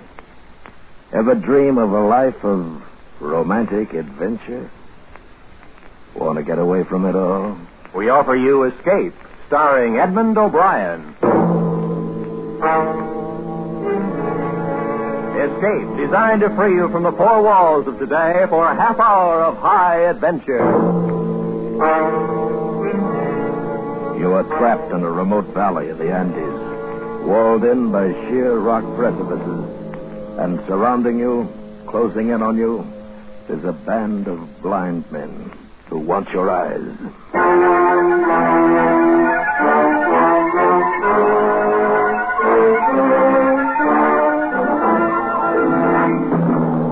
Today, with Edmund O'Brien as Nunez, we escape to the mountains of Ecuador and to a remarkable world where sight is unknown, as H.G. Wells imagined it in his gripping story, The Country of the Blind.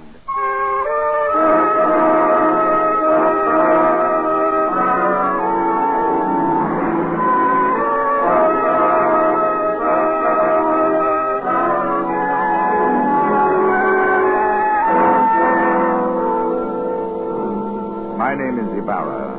I'm a mining engineer in Quito, Ecuador, high in the towering Andes. Up until a year ago, my chief sport was mountain climbing. My last climb was an attempt to scale the remote and forbidding peak of Parascotocatl, a 20,000-foot crag unconquered by man.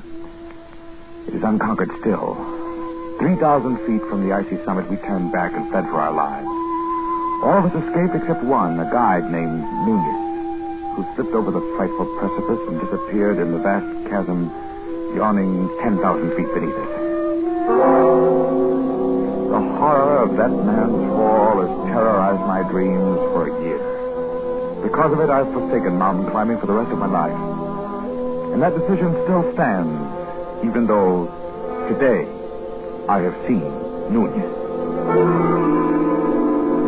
He was sitting on the steps at my shack when I arrived at the mine this morning. At first, I didn't recognize him. He was so much changed. I thought he was some ragged beggar.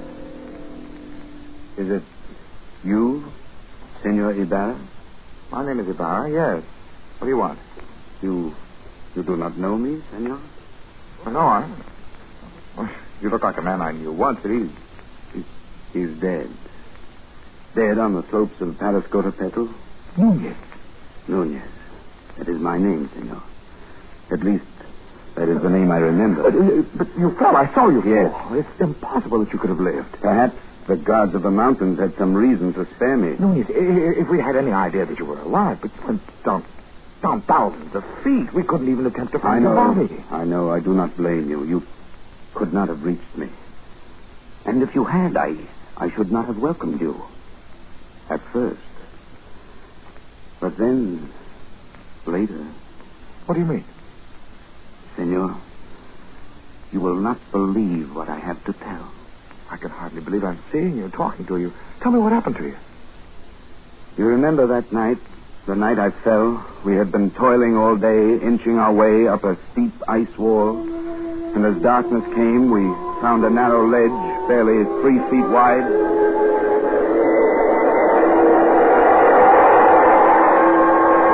Wondering why, but we can get our shelter wall up and call some of this way. That'll be welcome. Yes, but first we will rest a moment. Look at that icy devil up there, glistening in the moonlight. There's another 3,000 feet of sheer ice wall. We'll have to cut our own holes from now on. There won't even be ledges like this for resting places. See what no one's ever made it. You think we ought to go on? I don't know. Nunez, what do you think? It is not my place to say, senor. I was hired to go to the top. I agreed. But what do you really think? If I believed in the gods of the mountain as the Indians do, I should be frightened now. Why? Because we have invaded the Forbidden Circle. This part of the Andes is unmapped and almost unknown, senor. It is an easy thing to believe strange things in this white loneliness. Some of the legends are fascinating. I've heard of one, something about a hidden valley called the Country of the Blind. Yes. It's supposed to be somewhere down there, see? Far below it. A fertile valley which was settled many centuries ago and then cut off by the great landslide of a rock. But why the Country of the Blind? Well, even before it was cut off, the people developed a strange illness. All of them slowly went blind. After that, their children were born blind. The legend is that the valley was the home of the mountain gods. It was too beautiful for human eyes. Odd. But then it's all nonsense. Oh. Yes, it's nonsense. It would be pleasant to find it, though. You know the old proverb, in the country of the blind, the one-eyed man is king. I doubt that we could ever find it. I even doubt that it exists. Of course not. I was only joking. Of course. Well, now if we're resting, we'll make the shelter wall, eh? Right. I'll give you a hand in a minute. Believe me, Ibarra, the two papers they give up this time. They never realize... I'm slipping!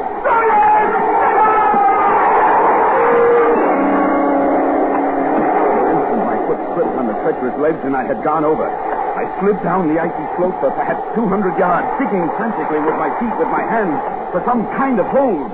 And then I went off, falling far out into the icy black night, falling down. I fell 1,000 feet, and then I felt the heavy, stinging impact of snow. I'd fallen onto an almost perpendicular slope, and once again I was sliding down, tumbling over and over. But now, around me, over me, an immense avalanche of snow was rumbling, sliding with me. Suddenly I realized that my own motion had almost stopped, and it was the snow that was moving. I was riding the avalanche. At almost the same moment, I went over the second chasm. It was higher than the first, much higher, perhaps 4,000 feet. I fell with the snow for what seemed minutes, every second expecting the terrible final impact. But the impact never came. Miracle of miracles, that sheer wall blended almost imperceptibly into another slope. And again I was sliding. And gradually, as the arc of the slope curved away, I felt myself slow down. I was whirled along on top of the avalanche, and then, as it subsided, out onto the gentler snow, upon a gentler slope, and finally, I rolled to a stop and lay still.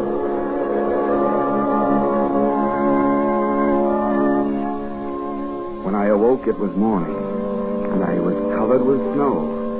I shook off the cold white blanket, rolled over on my back, and looked up. My heart almost stopped as I saw from where I had fallen. The mountain towering 8,000-10,000 feet above me. Carefully, I felt myself. My clothes were torn. I was bruised and bleeding. I ached in every muscle, but I had not broken a single bone. I lay there and offered up a prayer to the gods of the mountain.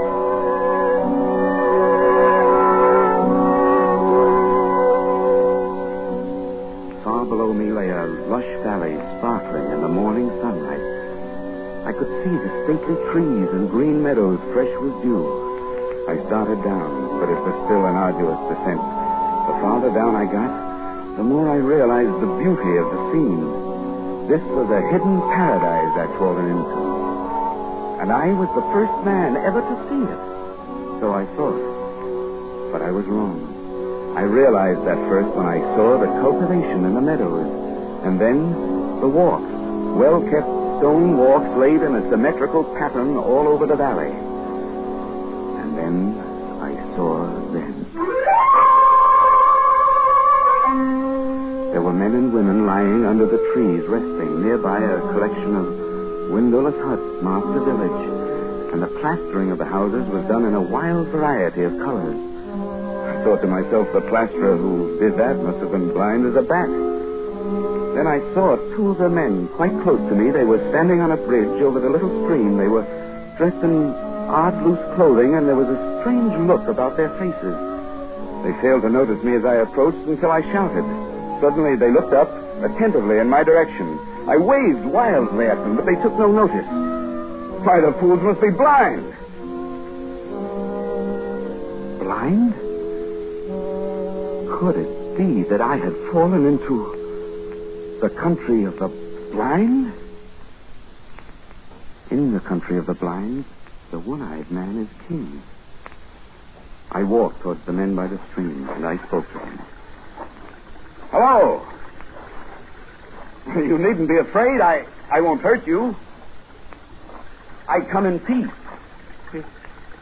It is a man, or a spirit come down from the rocks. I'm a man, all right, just like you, but I've had a miraculous escape, and now I find myself here in your valley. Valley?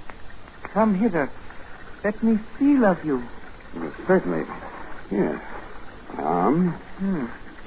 My face? You see, I'm indeed a man, like yourself. Yes. My lips, they move with speech. And my eyes... Oh. Careful, Ed. Gently on the eyes. Eyes? That is strange. Feel this, Correa. Yes, I feel. Careful. You feel my eyelids flutter? He is but imperfectly formed. Some strange bulge there. Unseemly. No, your eyes are shrunken in, but mine are whole. I can see. See? Pedro, he is a strange wild one. Where does he come from? Down out of the rocks? No, from over the mountains, out of the country, beyond where men can see. From Bogota, where there are 100,000 people, and the city stretches out of sight. Sight? What strange words he uses, without meaning. And feel the coarseness of his hair, like a llama's. Yes. And you have come into the world. No, out of the world. The big world beyond the mountains. The world that stretches 12 days' journey to the sea. Our fathers have told us men may be made by forces of nature. It is the warmth of things and moisture and rottenness. Come, let us lead him to the elder. There's no need to lead me. I can see. See? Yes, of course. Oh, I didn't see a water bucket. His senses are still imperfect. He stumbles and talks meaningless words. Lead him by the hand. But look, well, all right.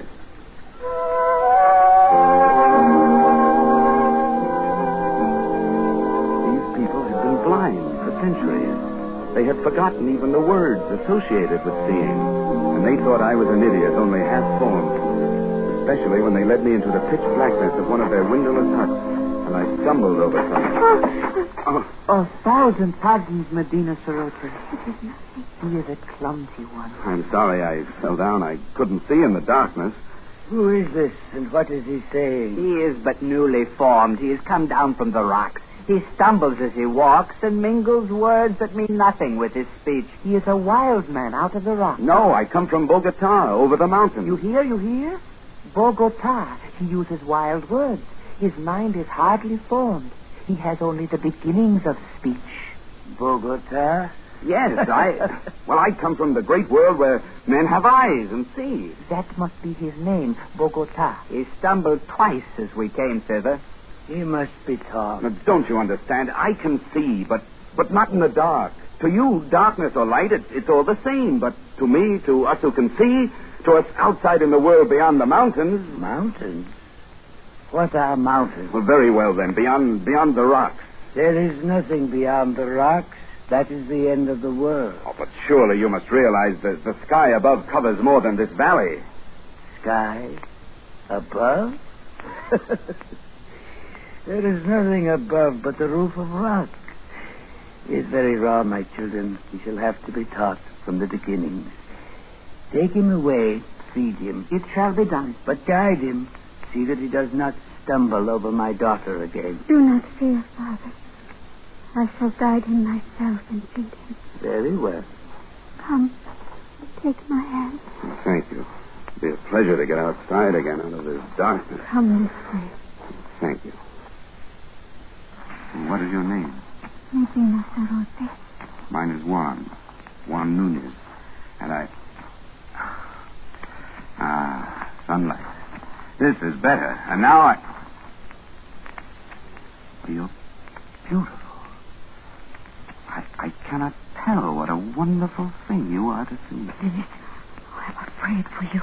Afraid? Yes. You do not learn quickly and cease speaking such strange words. They may not be so kind to you. They might be angry. They might even destroy you.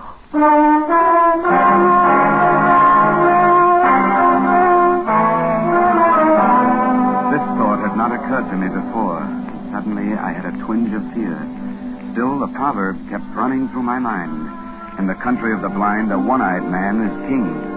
But try as I would, I could not make them understand my wonderful gift of sight. They simply could not comprehend it. Worse, they were not impressed. They thought me stupid and untaught, almost an idiot. Day by day, I learned their peaceful ways, but they could not learn mine. It was getting on my nerves, and theirs too, perhaps. Bogota, come hither. Bogota, you move not. No, and I won't, you old beetle. I'll show you. I'll leave the path. Bogota, trample not on the grass. It is not allowed. Well, how did you know I stepped on the grass? I heard, of course. Heard? Well, I didn't make a sound. Why do you not come when I call you? Can you not hear the path as you walk? I can see it. There is no such word as see. Cease this folly and follow the sound of my feet. My time will come. You will learn. There is much to learn in the world. Has no one ever told you, in the country of the blind, the one-eyed man is king? Blind? What is blind? Oh, never mind. Go on. Bogota, I must warn you. Just keep quiet and learn. And stop this nonsense about seeing. Nonsense, is it? Well, I'll show you. I've taken enough of your insults. Unformed mind, got no sense yet. I'll be king here. I can see and I'll be king. Bogota, stop it. No. No, I'm through with your orders. I'll show you what an advantage sight can be. I can hit you, hurt you, and you can't see me to strike back. Bogota, there must be no violence. You must come peacefully. By heaven, I'll hit you if you come any closer. I swear I will. Bogota, put down that spade and come off the grass. You don't understand. You're blind, and I can see. I can see. Now, Bogota, you must not do... I'll hurt you, I swear. Leave me alone.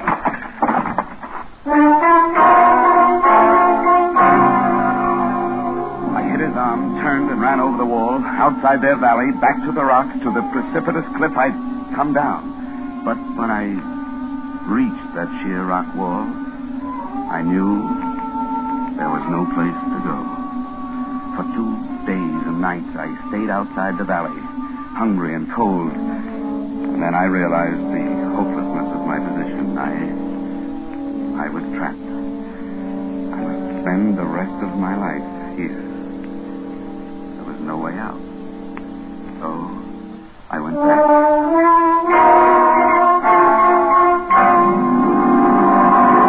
I confess I was mad. I admit I'm only newly made. That is better.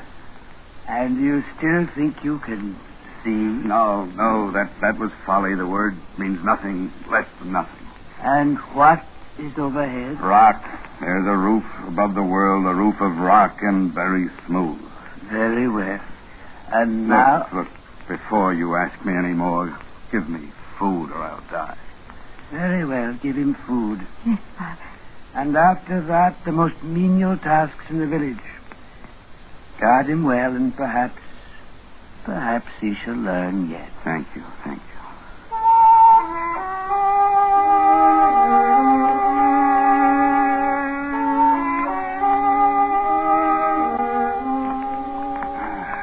That's better.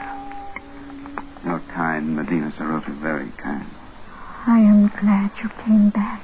You are? If they were all like you, I should never have run away. What was that word you said I was? Beautiful. It means something nice. Something very nice. Medina Sarota, why is it you have no husband? I have a disfigurement. These long hairs. Your eyelashes? But they're beautiful. Consider the disfigurement. Why, you're the loveliest girl in the valley. But they wouldn't know, would they?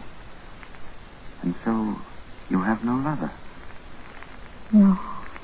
Medina Sarota, what do you think of me? Do you think of me as an idiot like all the rest? Oh, no. You have much to learn, but you will learn it, I'm sure. And you are kind and gentle, and your voice is soft.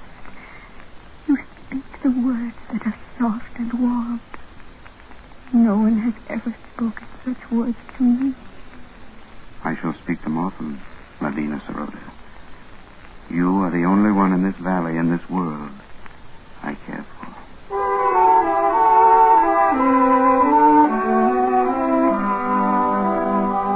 And so it began. I, the village idiot, the slave boy who dreamed to be king, I, with my eyes still whole, fell in love with Medina Sarota, the daughter of the elder of the village. Only to her could I open my heart without fear. Only to her could I speak of the beauty I could see around me. It's a beautiful valley, Medina, green with grass and yellow with sunlight and flowers, bright flowers dotting the hills. And in the cool of night, the stars gleam like diamonds in the sky. Oh, the words sound lovely. But what are stars? Well, they're... No, you wouldn't understand. And what do you mean, in the cool of the night? You still get that confused one. The night is warm. The day is cool. No, it's you here who have them backwards, because the darkness means nothing to you, so you work in the cool of night and sleep in the heat of day, but... You are teasing me. No, I'm not. Oh, what does it matter? All that matters is you. You here beside me. Medina Sarota. I love you. And I love you. I know they still think me an idiot, but you listen to what I say, and you don't think me an idiot, do you? Oh, I like to hear you speak. Then marry me? I would be very happy.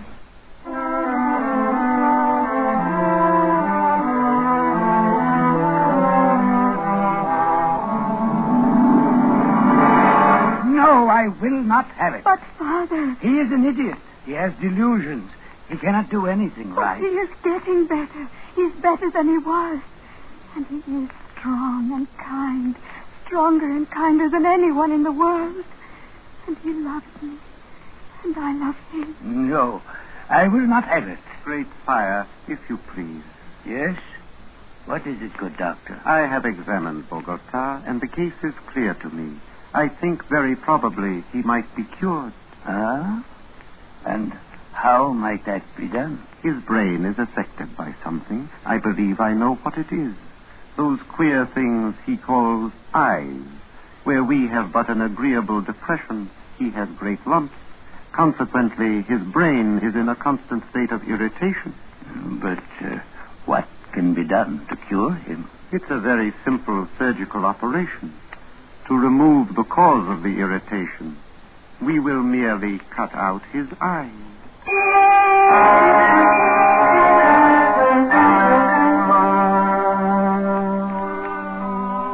But they say it will make you well. You don't understand, Medina Sarota. My world is sight. You wouldn't want me to lose my most precious possession. I don't know. There are so many beautiful things to see. The flowers, the far sky with its drifting clouds, sunsets, stars, and you. Just to see you, it's good to have sight. And I would never see you again. I wish sometimes you would not talk like that. Like what? I know it's pretty. It's your imagination. I love it. But now... Now? You want me to... Medina Sarota, if I were to consent to this... Oh, if you would, if only you would. What else can I do? My dearest one. My dearest with a tender voice. I will repay you. Oh, Medina. Be brave. Carry my voice in your thoughts. Now, I must go. And tomorrow... Yes? Tomorrow will be forever. Goodbye. Goodbye, Medina.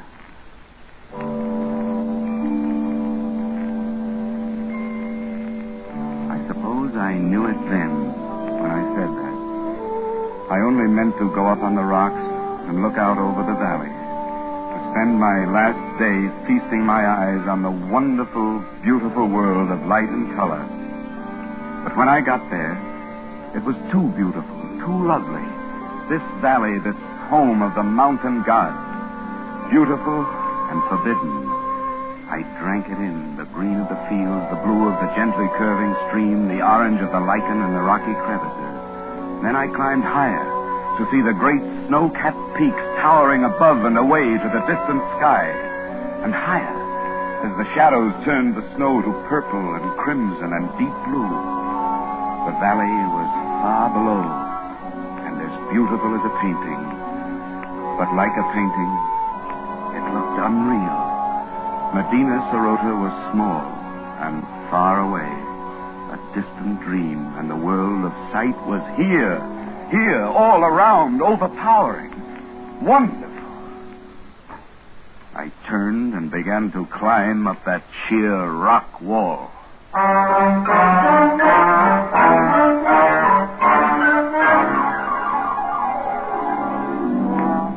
How many months it took me to make my way out over those mountains, over glaciers and snowfields and sheer precipices, I cannot guess. How I lived through the cold and the hunger of it, I cannot tell you. But I am here at last, back from the country of the blind. Good heavens, man. What an experience. Terrible and wonderful. But you're not sorry you came back. Sorry? I see her face clearly now. It's the only thing I see. Nunez, come. You need food. Here, take my hand. Thank you. Where is it, Senor Ibarra? Nunez. Yes. The gods of the mountains have had their revenge. Those months of crawling over the snow and ice with the sun glaring down, yes, I am blind.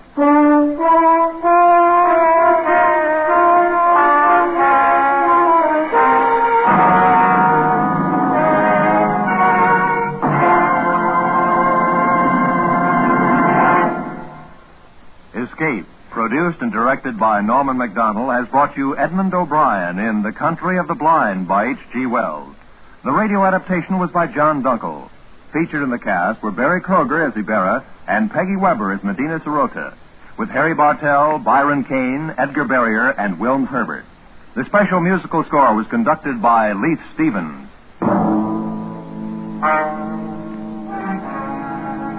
Next week. You are prisoner in the magnificent mountain retreat of the richest man in the world, yet in love with his beautiful daughter. While haunting you, terrifying you, is the certain knowledge that the only sure escape would be death.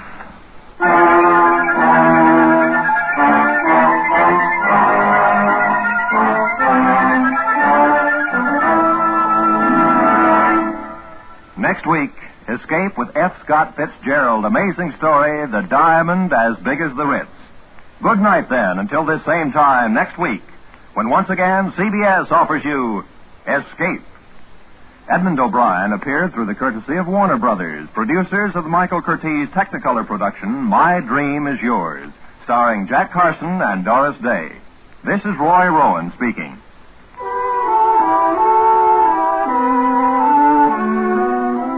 In just a few moments, the laughs start rolling on CBS's great Sunday Night of Stars.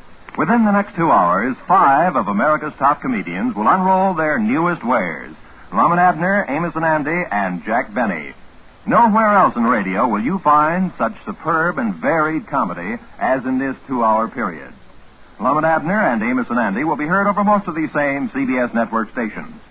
And now, stay tuned for the Jack Benny Show, which comes to you over most of these stations with the heartthrob of Waukegan facing the rivalry of Hollywood's Van Johnson. This is CBS, the Columbia Broadcasting System.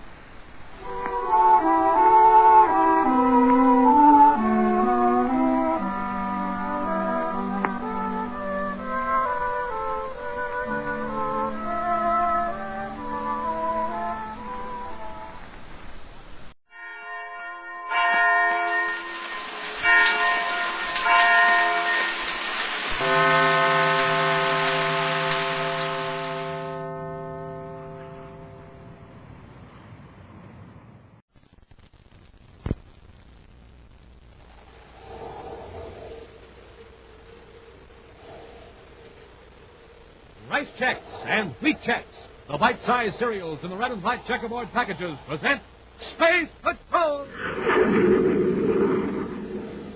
High adventure in the wild, vast reaches of space.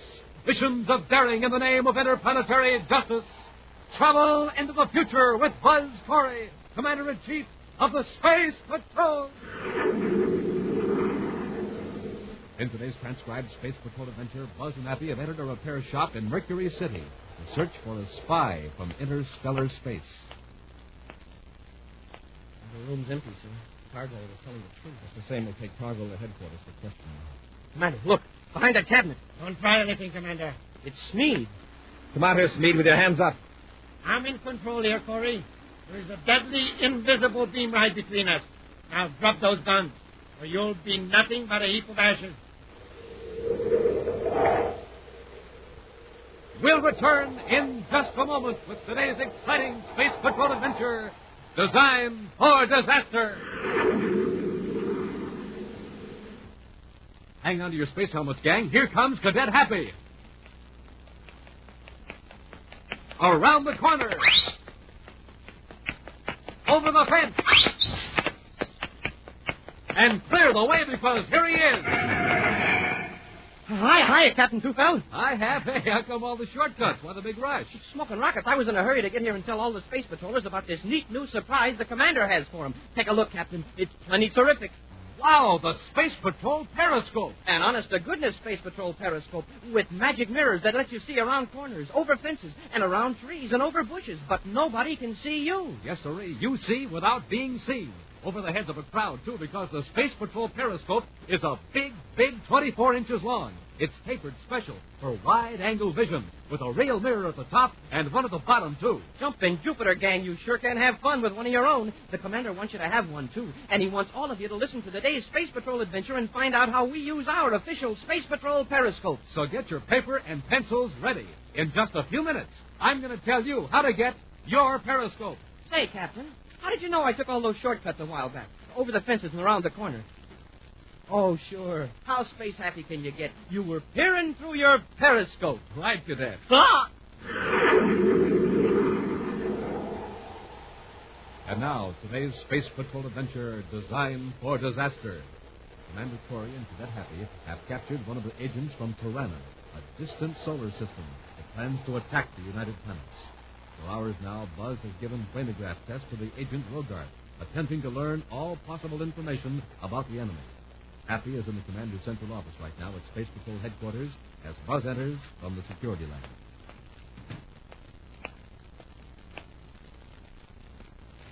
Hello, how's it going, Commander? Getting anything out of Rogart? But even to the brainograph, it's slow. Found out where Tirana is? Yes, it's in the constellation Pegasus. A little more than 80 light years from our solar system. Well, we only had enough star-drive ships to send on a scouting mission. And when's the attack scheduled? Rogarth doesn't know. It's too bad that other agent Smead got away from us. I'll bet he knows. Rogarth might help us locate Smead. In the next session of the brainograph, I'm going to ask him to name every base of operation and every hideout Smead might visit. Like they have, once we locate Smead and find a way to stop that attack from Tirana, the United Planets are facing slavery or annihilation. Almost anyone is likely to enter a spaceophone repair shop. Also, strange pieces of equipment and strange noises are not likely to cause suspicion in such a place. These are two reasons why Matthew Smead has set up another Tiranian agent, Pax Targol, in the spaceophone shop in Mercury City. Smead, carrying a small receiver, has just entered Targol's shop.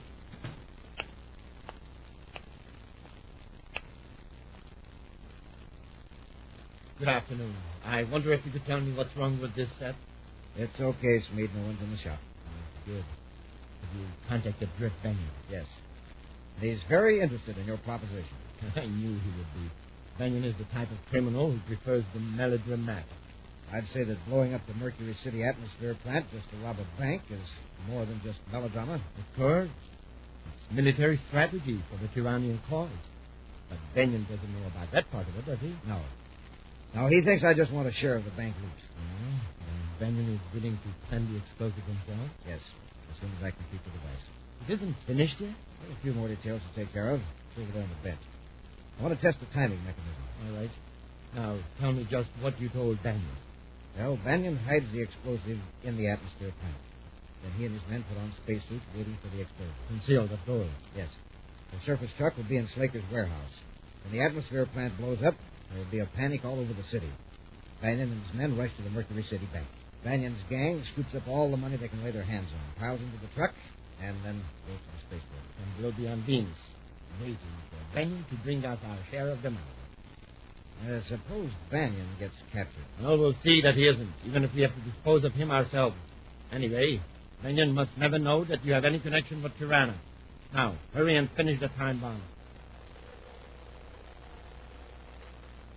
In his central office on Terra, Commander Corey has just completed his interrogation of the captured Tiranian agent, Rogart. Right now, he's telling Cadet Happy the results of the brainograph test. Rogart was able to locate 5 possible hideouts where he might find Smead. No? Those shouldn't take any cover. The trouble is there are probably several more. But according to Rogart, Smead might be hiding on Saturn, on Jupiter's third moon, Mercury, Venus, and Mars.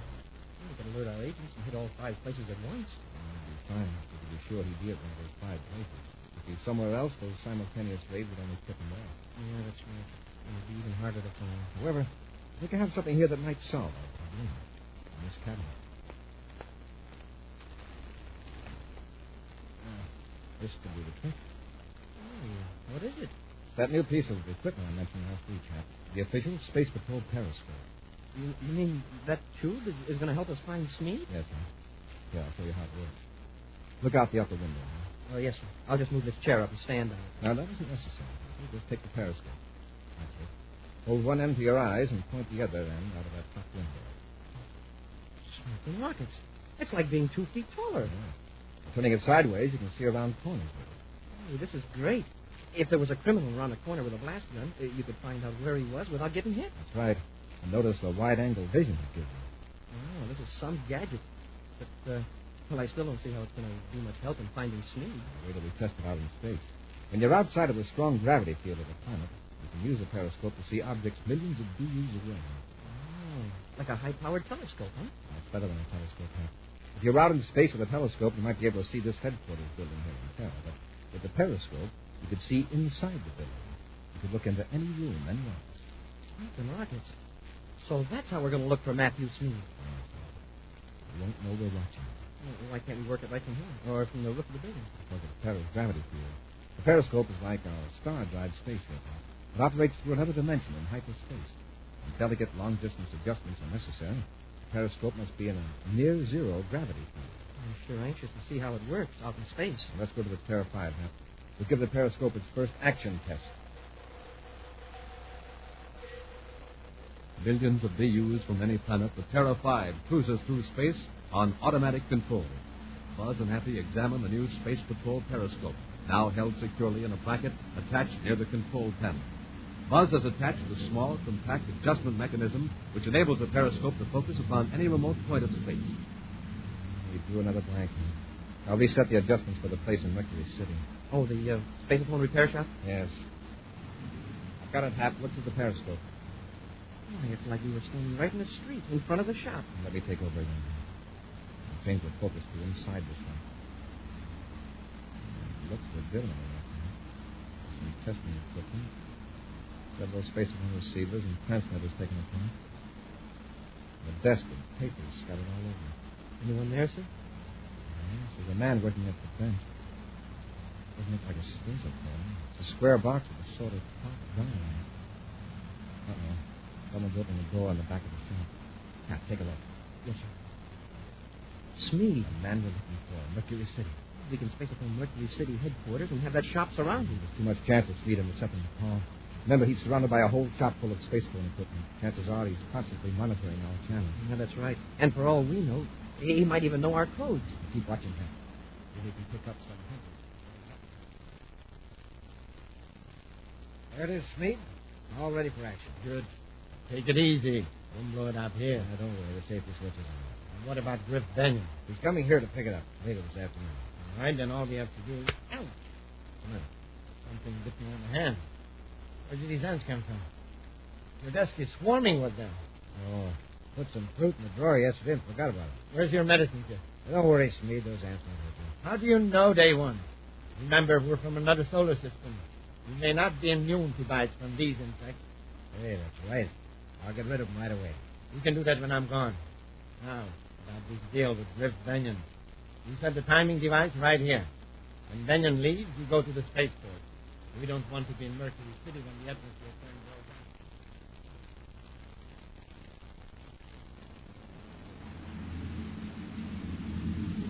over. Smead's leaving the shop, Commander. Can we follow him with the periscope? We can for a while, but when we get closer to Mercury, the increasing gravity field will blur the image.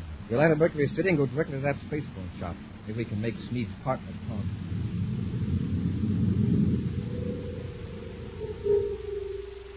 Two hours later, Buzz and Happy are in a surface car on a side street in Mercury City. Leaving the car a block from the shop, they continue on foot. In the shop, Targol is carefully going through his papers, destroying incriminating evidence.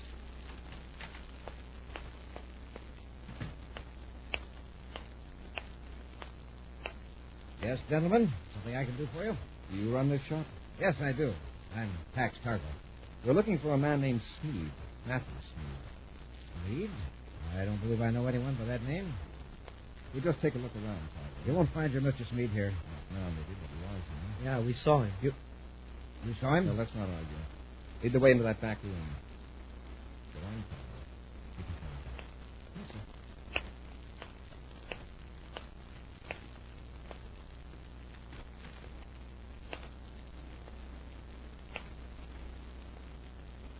There.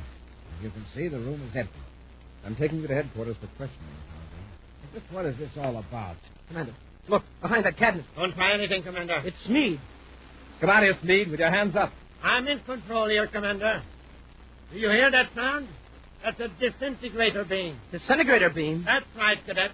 There's a deadly, invisible beam in this room, forming a wall between you and me. Turn it off or I'll use this ray gun. Try it, and I'll sweep this beam over you. In a fraction of a second, you'll be nothing but a heap of ashes. Now, drop those guns. We'll return to Space Patrol in just a moment. All set on the pencils and papers, gang. In just seconds, you're going to find out how you can get your super sensational Space Patrol Periscope. The official Space Patrol Periscope with the magic mirrors that let you see around corners, over fences, while nobody can see you. Yes, you see without being seen. And, gang, just wait till you get your first look through. It's a big 24 inches long and tapered special for wide-angle vision with two mirrors, one at the top, one at the bottom. It comes in real George space colors, too. Blue, yellow, and red. Wowie! Think of the fun you can have peering at your pals through your periscope. And you'll have lots of fun putting your periscope together, too. You do it yourself. Easy directions are right on the envelope it comes in. And it takes only a few minutes, and presto, you're set to start peering through your periscope. Now, gang, remember, you can see around corners and over fences and around trees, over bushes, but nobody can see you. Okay? You're set with pencil and paper? Here's how you get your official Space Patrol Periscope. Send a Rice Chex or Wheat Chex box top, together with your name and address, and 25 cents in coin, to Space Patrol, Box 686, St. Louis, Missouri. This offer good only in the USA and may be withdrawn at any time. Now, Space Patrollers, don't forget your 25 cents. That's Space Patrol, Box 686, St. Louis, Missouri. And now back to our Space Patrol adventure designed for disaster. With the aid of the new Space Patrol Periscope, Buzz and Happy located Matthew Smead in a hideout in Mercury City. Smead and his accomplice, Pax Targal, are agents from the remote solar system Tirana, which is preparing to attack the United Planets. When Buzz and Happy accosted Smead in the back room of the Spaceophone repair shop, Smead cut on a disintegrator beam and threatens to focus the deadly rays on the Space Patrollers. You haven't a chance, Corey. Do as you're told. If that's the disintegrator beam, Smead, why doesn't it destroy the walls of this room? It's simple. It's tuned to a frequency that affects only living tissues. It doesn't harm inorganic. Lifeless matter. However, if you like a demonstration, just watch what happens to the cadet. All right, Smead, this round is yours. Drop your ray gun, Happy. Yes, sir. Very wise, gentlemen. Fargo. Yeah? When Corey and the cadet step back, and I'm sure they will, you pick up their weapons. Don't move till I tell you to. You might step into the disintegrator beam. I'll wait, don't worry. Step back, gentlemen, into that closet. Go on.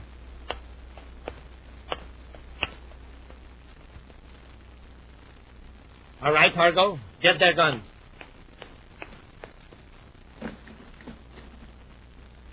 You can cut off the disintegrator now, Smead. I got him covered.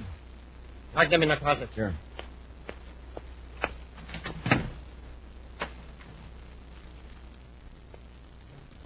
Now, I want you to get on the phone and call your friend. Oh, you mean? Yes, you know very well who I mean. Tell him there has been a change in plans. We will bring the necessary equipment to him. What about Corey and the cadet? When we leave, I'll turn the beam on. That'll keep them under control. There. He can't get out of this room without knocking out a wall. Now get that bomb and let's get out of here.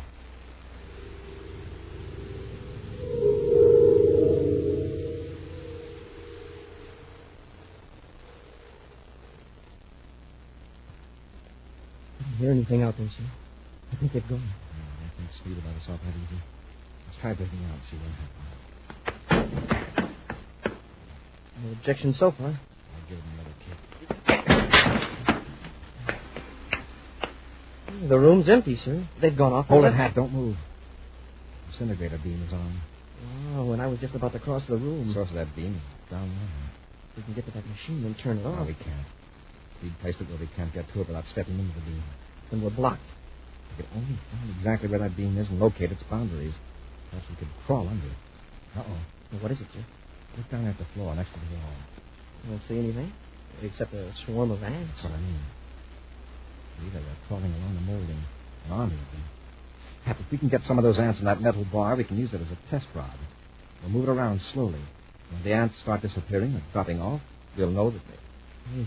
We'll know we're on the beam. Great. I'll get the rod.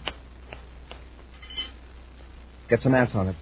And we'll start near the floor and work up. Carefully holding the bar at arm's length, Commander Corey probes for the invisible beam. Inch by inch, he advances across the room. Be careful, sir. It's a foot off the floor, and the ants are still okay. Uh-oh. Now they're gone. This is the lower limit of the disintegrator beam, Hap. About 18 inches off the floor at this point. We'll lie on our stomachs and crawl across the room to the door. And keep low. Don't worry, sir. I'll be so flat you'll think it's my shadow.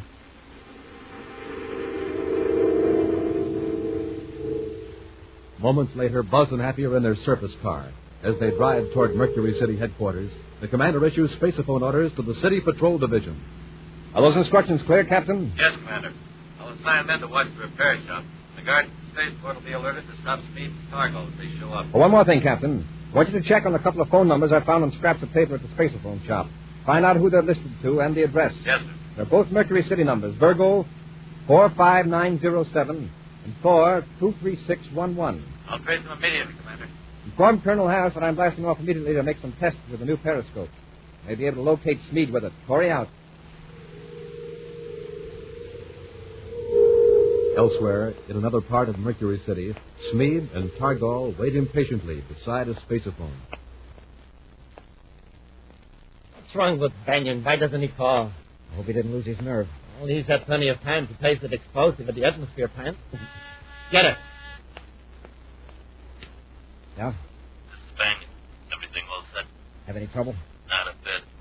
Time bomb is hid, but nobody could find it, even if they were looking for it. Where are you now? At a booth at the Space Hotel. Better get to the warehouse. There isn't much time. I'm on my way now. Okay, Banyan. See you later. Everything's going fine, Smead. You get over to the warehouse. We can use 2 of those stolen spacesuits for our getaway. Thousands of DUs from the planet Mercury, Buzz and Happy recheck Smead's known hideouts for a trace of activity, focusing the periscope carefully from planet to planet. Captain Walters at Space Patrol Headquarters, Mercury City, calling Commander Corey, aboard Terra 5. Corey here. Go ahead, Captain. I've traced both of those numbers, Commander. The Virgo number's a doctor's office. Dr. Chandler. Doc's okay. He says a packed Targol made an appointment by phone and then canceled out. He never saw a Targol, and he never heard of Matthew Smead. How about that phone number? That's listed to Slaker's warehouse on Meridian Street. There's no answer. What's the address? 101 North Meridian. I'll check it with the periscope. Anything else, Captain? Nothing on Smead or Targol. We got a report from the atmosphere plant. One of the guards thought he saw Grip Banyan duck down the stairway. The guard sure it was Banyan? Yes, sir. But he got away. Colonel Harris has ordered a complete search of the atmosphere plant. So far, we haven't found anything. Ask the Colonel to continue the search. Keep all Space Patrol personnel away from that warehouse if I scan it with a periscope. I'll contact you later. Hurry out. Have to get that map of Mercury City and check the coordinates of that warehouse. I've already done it, Commander. On the way, just for luck, we'll see what's going on at the atmosphere plant. Okay. If Drift Banyan's hiding there, the periscope might be able to sneak up on him where the guards couldn't.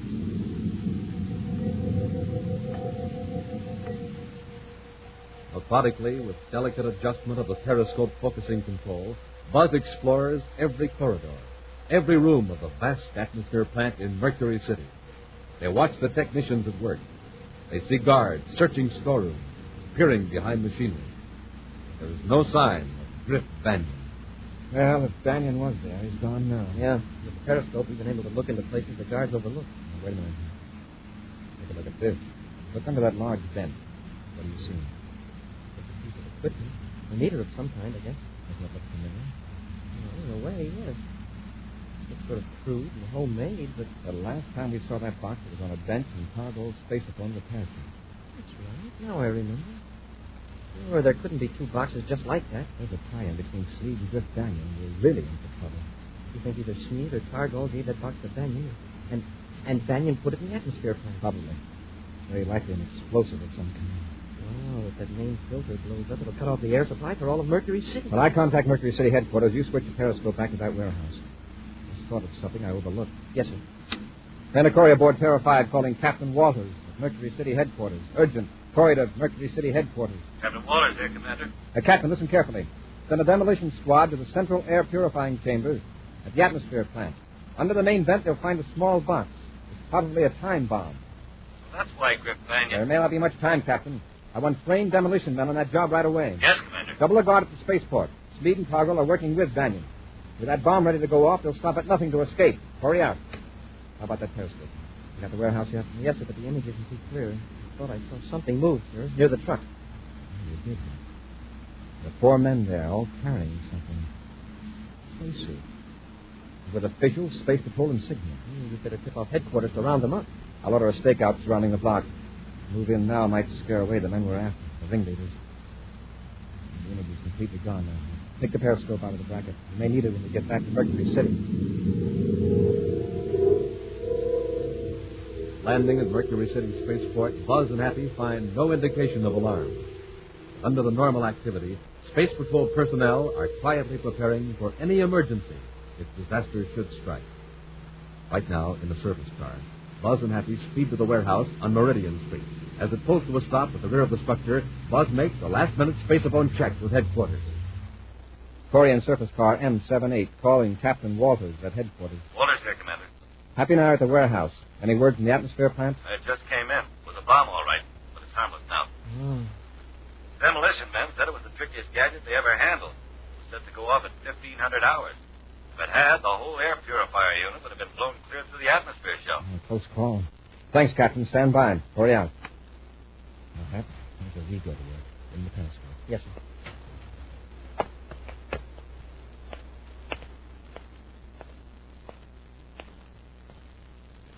Small window we can just reach with the periscope. Yes, sir. Yes, sir. What do you see? Several men. All in spacesuits except one. He's getting one laid out. It's Targo. Yes, I don't see it. I can't tell. Some of the men are getting into the truck. And Targo's looking at his watch. Just 1500. I expect that's amazing. Oh, it's funny. 4 men in the back of the truck and the 50 man is robbing them in. But they got in willingly at the camp. Delivery truck. Probably didn't want anything that was an accidental discovery. There's a 5th man. It's Griff Banyan. Quick climb at the time bomb. Come on, let me enter the door. Get ready. Yes, sir.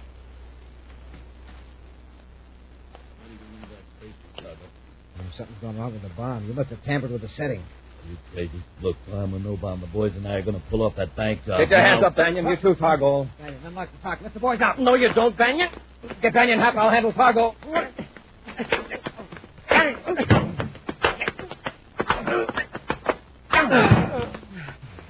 All right, Banyan. On your feet. And get out of that spacesuit. You won't be needing it. Nice tackle, huh?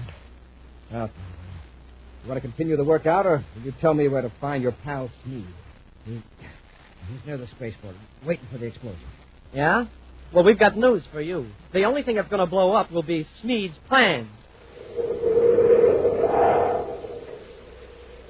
An action preview of next week's exciting Space Patrol adventure in just a moment.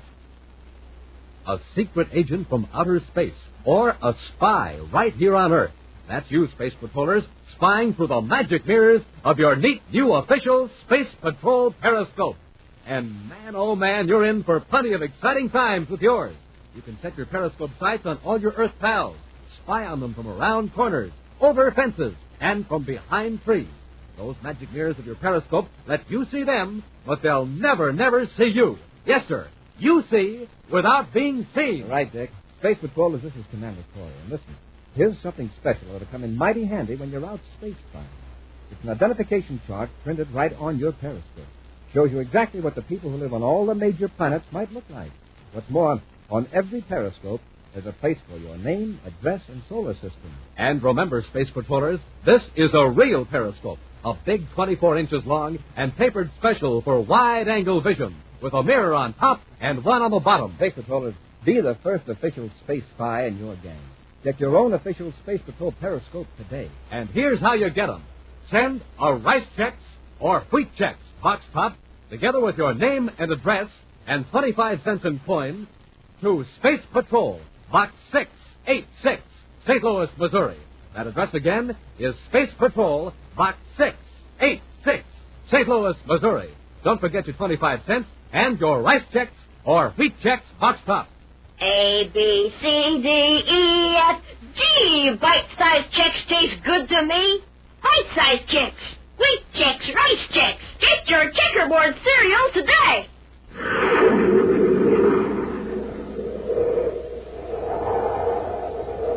And now, a preview of next week's exciting Space Patrol adventure. Buzz and Happy are in their Star Drive ship when a patrol ship piloted by the spy Matthew Smead suddenly approaches. Keep watching Smead in the periscope, Hap. I'll blast away to another part of space. Yes, sir.